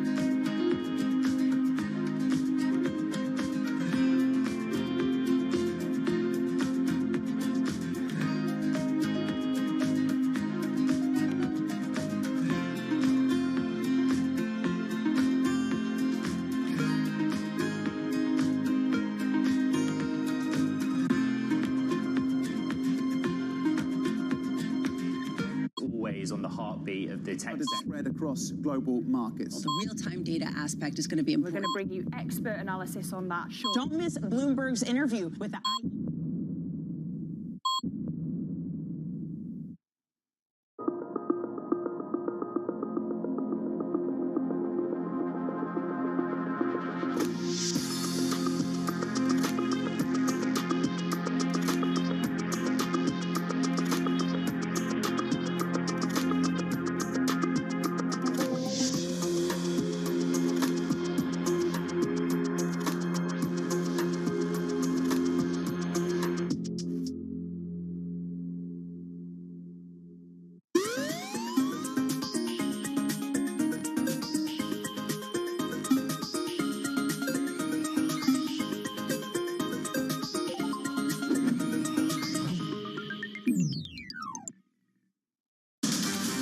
2024 nominating contests are here, and the candidates are making their cases to New Hampshire voters ahead of the primary. And we're off to New Hampshire. Bloomberg is live on the ground, bringing you the fastest news. Trump is leading by a long shot. Insightful interviews. And at the end of the day, that's what the American people want. And the most informative analysis about what it all means for November's presidential election.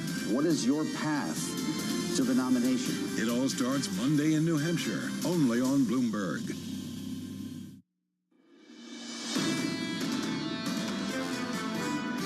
Last night we had a record-setting evening in Iowa. It's time for the Republican Party, however, to unify, come together, and move forward as one team. We have to beat crooked Joe Biden. We have to beat him. We are going to win on Tuesday at a level that maybe could even be bigger than what we just did last night in Iowa.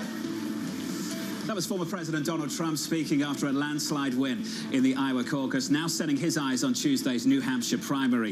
I think we should get straight to it with the next conversation. Governor Brian Kemp, Republican from Georgia. Governor, good afternoon. It's good to see you. Hey, good afternoon. Thanks for having me. Fantastic to have you with us. I'm going to go with the line from the former President Donald Trump. It's time for the Republican Party to unify, to come together. Are you ready to unify, to come together? Well, I don't think we're seeing that from the other candidates right now. I mean, look, that was a strong win in Iowa, no doubt, but some really bad weather, very low turnout.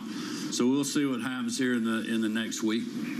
When you look at the election, what are you looking to understand whether Trump 2.0 is going to be the same as Trump 1.0? Is this going to be a different type of presidency from everything that you've gathered?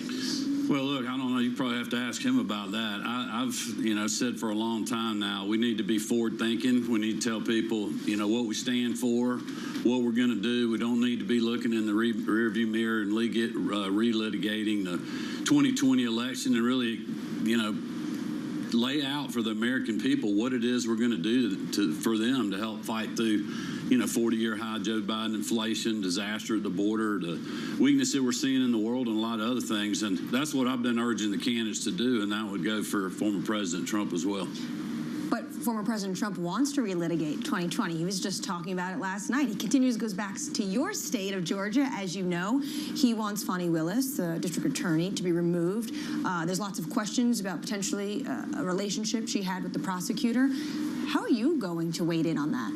Well, I didn't say always listen to what I said. I was just saying what my thoughts were, and that's for every candidate to decide. But look, there's some... months ago, I was warning people there wasn't evidence to go after Fani Willis, but now there's some troubling things that have been, accusations that have been made, and I think the judge will get to the bottom of that.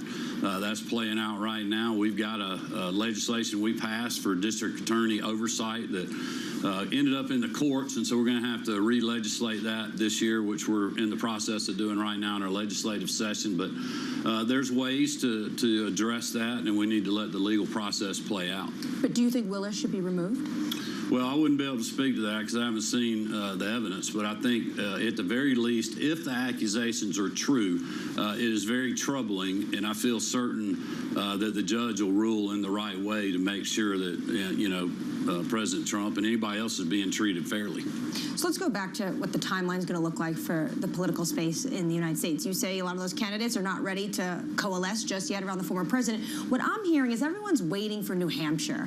Let's give Ron DeSantis, Nikki Haley some space. But if Trump wins New Hampshire, is that a time when you're going to say, okay, I'm ready to endorse him? Well, I think it depends on kind of what happens, how big a win it is, if that happens, if somebody else wins, what happens. I mean, I wouldn't want to speculate on that. I know I'm staying focused on the great state of Georgia.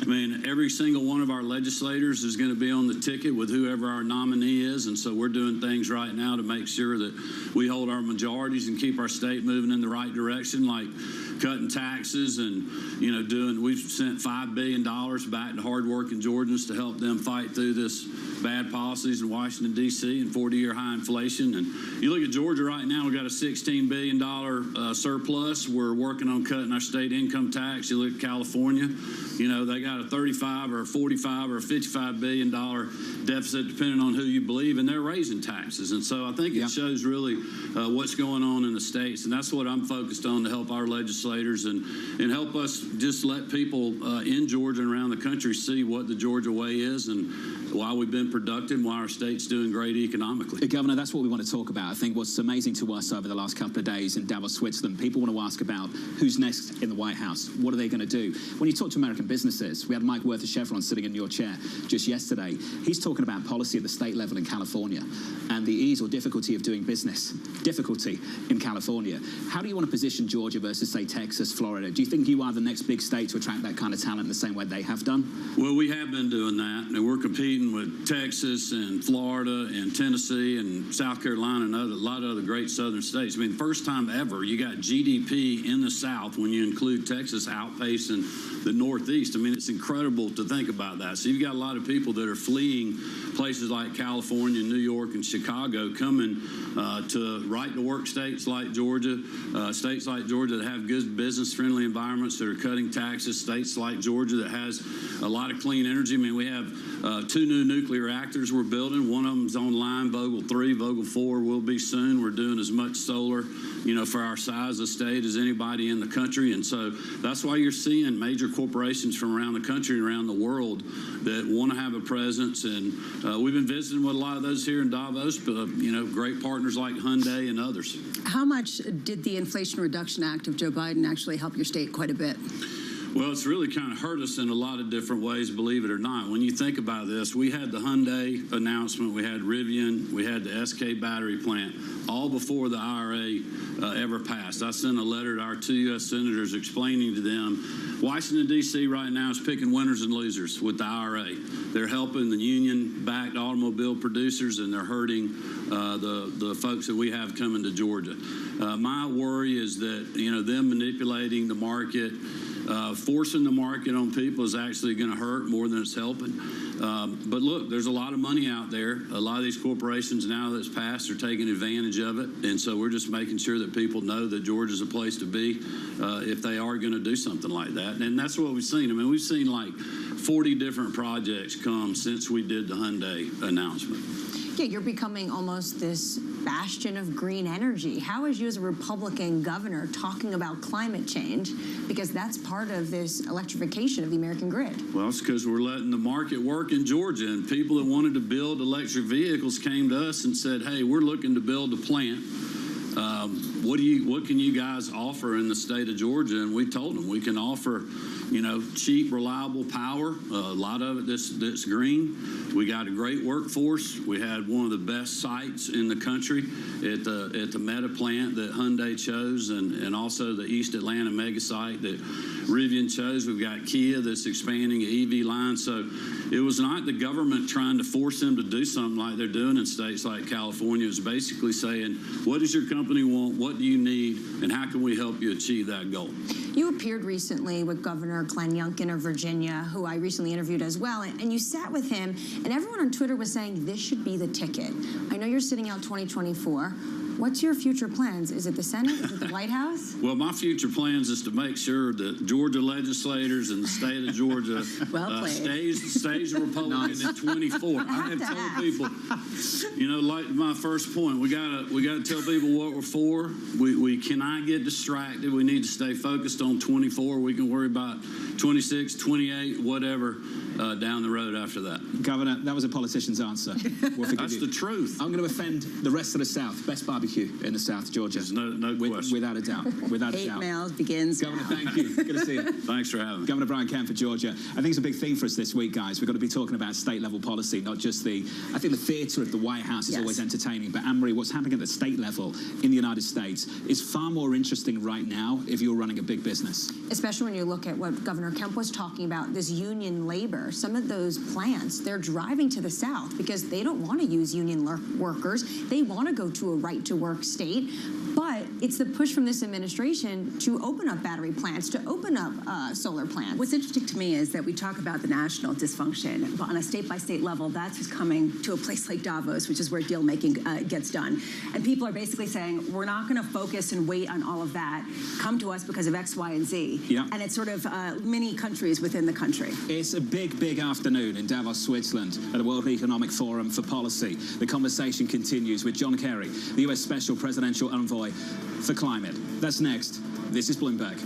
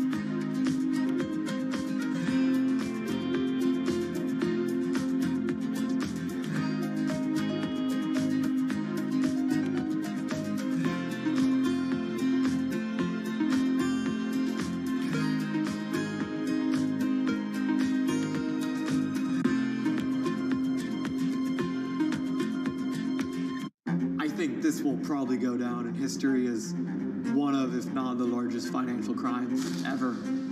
I cannot imagine a scenario where $8 billion just disappears. Bankman-Fried has pled not guilty to multiple fraud charges. Sam was just too important in the crypto community. When someone says, I'm going to give $1 billion in the next 2 years, like that catches everybody's attention. As time went on, their ideas got like weirder and weirder.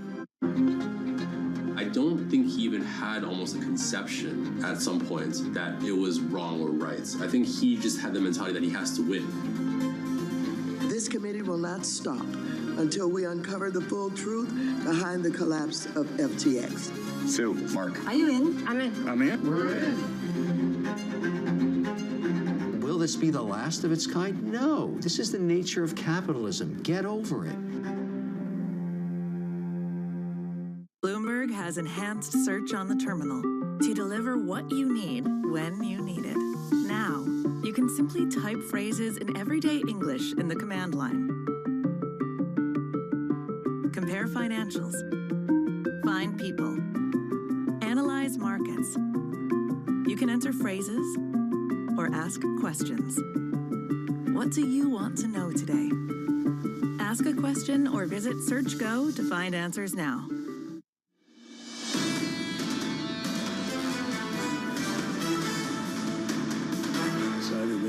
Live from Davos, Switzerland, for our audience worldwide. I hope the mics weren't hot just then. I hope they weren't.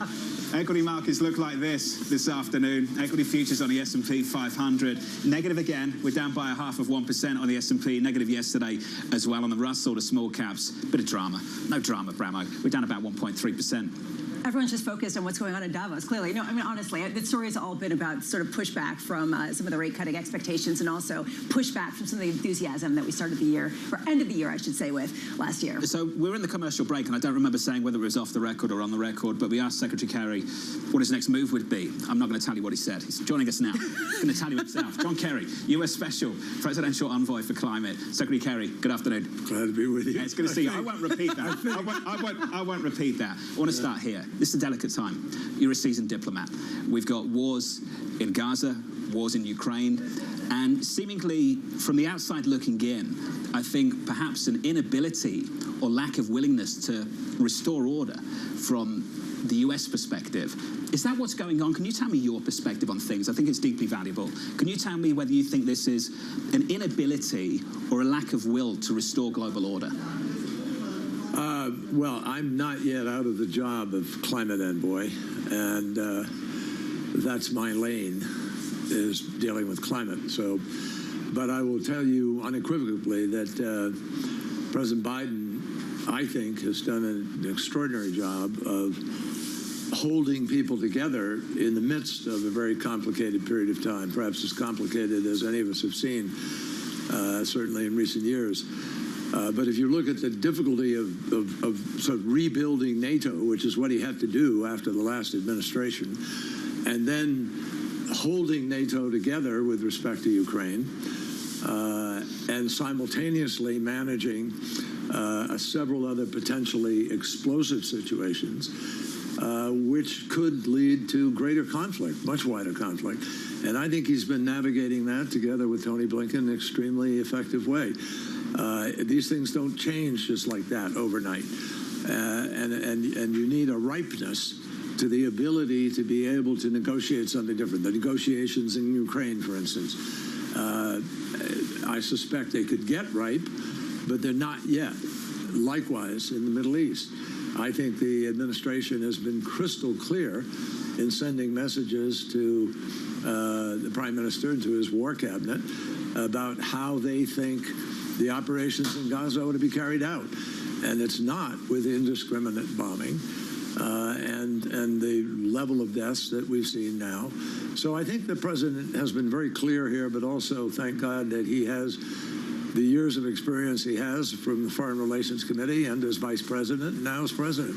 There's a lot to unpack there. Can we just start with NATO? You mentioned NATO and rebuilding NATO. When the former president said what he had to say about NATO, he wasn't wrong. There were a lot of members who had promised to invest in defense that were falling short continuously. Has that changed? It has changed, but it still has to be fulfilled. The promise has to be fulfilled, the 2%. And but look, again, we have a myriad of major global challenges. Let's talk about one of the biggest that doesn't get the sort of daily focus of Ukraine or of the Middle East, but it's killing a lot of people.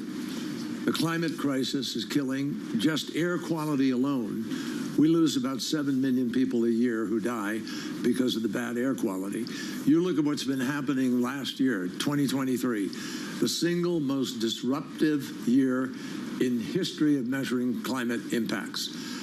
Fires, floods, massive rainstorms, greater intensity to storms, the heat, which people can't live in, massive numbers of refugees already, and that could grow worse as it gets warmer, which it is going to, because we're not moving fast enough to curb the impacts of unmitigated burning of fossil fuel. So there's only one cause of this crisis.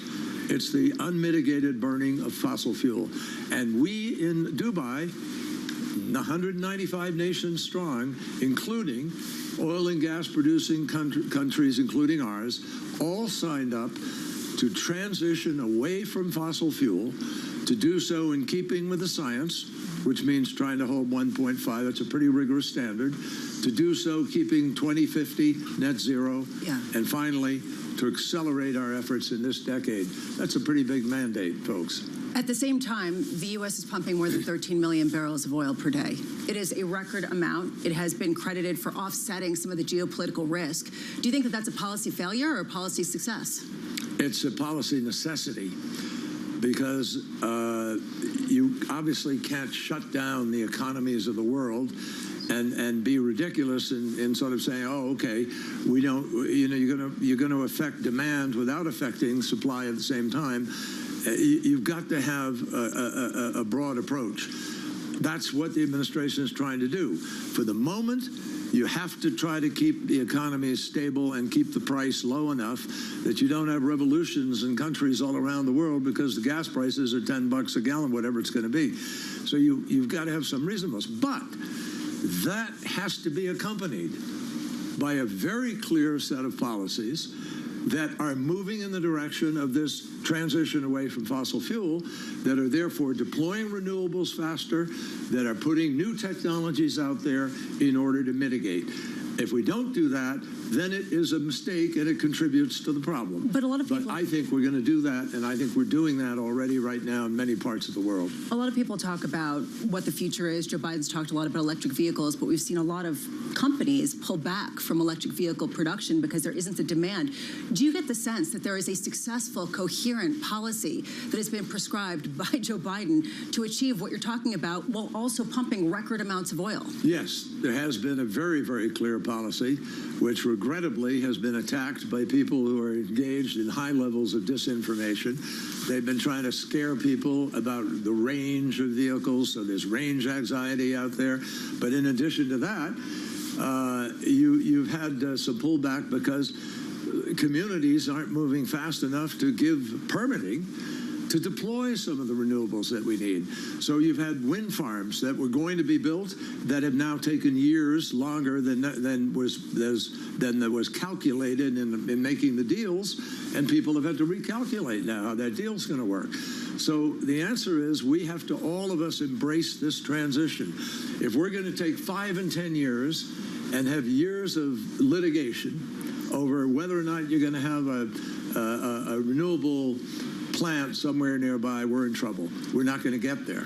And we have to accelerate that. And that's a lot of the message right here in Davos. Just to jump in, it's difficult for me to believe that the poor EV sales are a consequence of a misinformation campaign about range anxiety. Let's take Hertz.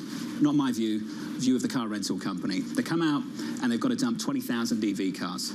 They don't just talk about rebalancing supply with demand. They talk about the cost to carry. It's really expensive to keep these vehicles. Sure. It's really expensive to go and buy one. I think what we're seeing is a reality check, not just about the ultimate destination, but the pace at which we get there. A reality check because for most everyday Americans, they can't afford this. Let me tell you what's happening. The price is going down as the price of renewables has gone down. The price of renewable solar has gone down 83% in the last years. The price of wind has gone down 50% in the last years. The price of lithium has gone down something like 97% in the last years. And we do need to send stronger demand signals to the marketplace. Now, we have an entity here that we've created a number of years ago called the First Movers Coalition. We have 100 of the top corporations of the world in this First Movers Coalition. That includes Apple, Microsoft, Salesforce, Boeing, FedEx, Ford, General Motors, a whole bunch of major American and other international companies. And they have agreed they're going to pay a green premium voluntarily in order to send a market signal to have green steel created now. Volvo has said, we'll buy 10% of our steel that's going to be green. So they're making green steel. Cement is now on sale in Lafarge Holcim, largest cement dealer in the world. They're making green cement. And it's better cement. People are buying it not because it's green, because it is better. So we're seeing a movement towards a rational transition with those biggest companies. And I'll tell you, if the CEOs of those companies can persuade their boards and their shareholders that this is a valuable enterprise, then more people are going to buy into this over a period of time. This is a transition. It doesn't have to happen overnight. There will be ups and downs. There will be bumps in the road. But I'm telling you, EVs now, there's a sufficient level of penetration, about 92% in Norway. Major levels in China. The front page of The Economist has a big picture of, electric vehicles from China coming in towards the United States. And those are selling for something like $22,500, and it's going to become a bone of contention. You watch. We'll have some discussions about that. But the point I make is this will even out over time. General Motors and Ford and Mercedes and Volkswagen and Hyundai and Toyota, these companies have all spent billions of dollars retooling their plants. I'm telling you, I don't care. It doesn't matter who comes in. Whoever the president of the United States is or a public official is, those CEOs are not going to suddenly go back and say, oh, let's go back and we'll make... Of course not. They're ready on a plan. But we talk about the materials to make an electric vehicle and the negative externalities of these. These raw materials are in Africa, and then they're processed 85% in China. We're talking about serious manufacturing issues, labor issues, human rights issues. How do you weigh that against carbon emissions? Well, we always, President Biden, I think, more than any president in recent time, has been fighting for the rights of workers, and he is constantly, as you know, referring to unions and union workers and defending the rights of workers to be able to do better. So, but those materials you refer to, sure, that we're going to go through a transition. There's a lot of lithium in Mexico, by the way. Cobalt, nickel, these are the things we need. They're not all in Africa. And now the National Security Council of the United States, under President Biden's direction, has focused in on these critical minerals. And I think you're going to see the balance of where they come from and who has them change, mostly because of market forces. The marketplace is going to support this transition. And I think it's irrevocable now. There's no question about whether or not the world is going to get to a low-carbon, no-carbon economy. We're going to get there.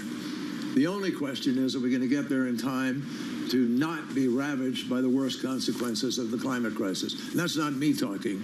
That's the best scientists in the world who have warned us. You've got to do these things now, or it's going to cost you more down the road.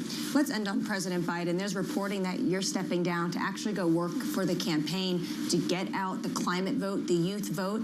How successful do you think you can be in that position when the youth think that this is a president that is too old and too out of touch to lead them, well, especially also when it comes to a foreign policy issue like Gaza? Very fair, and it's a great question.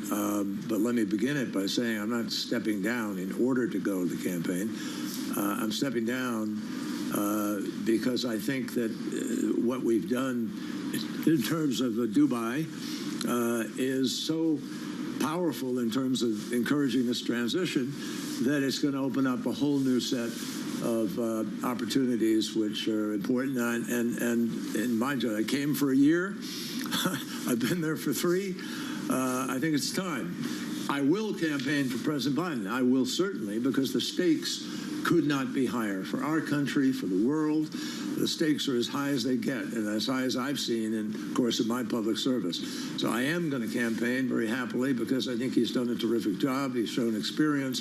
He's kept us from, having a complete breakout of uncontrolled war in many regions. But at the same time, he stood up for American values, global values, universal values, for America's obligations with respect to Ukraine, the Middle East, and elsewhere. And if you've listened to Secretary Blinken and the President in the last days, they've been crystal clear about expectations for what needs to unfold in the West Bank, in Gaza. And I think young people around the world will see an administration fighting for the rights of people to get the medicine they need to have, to be safe, and for the Palestinian people to have a future, even as Israel is absolutely protected as it needs to be. Secretary Kerry, we appreciate the robust exchange. Thank you, sir. Thank you. Was that a robust? Tag on the product may read "Made in the USA," but the sign on the CEO's door often says "Made in India."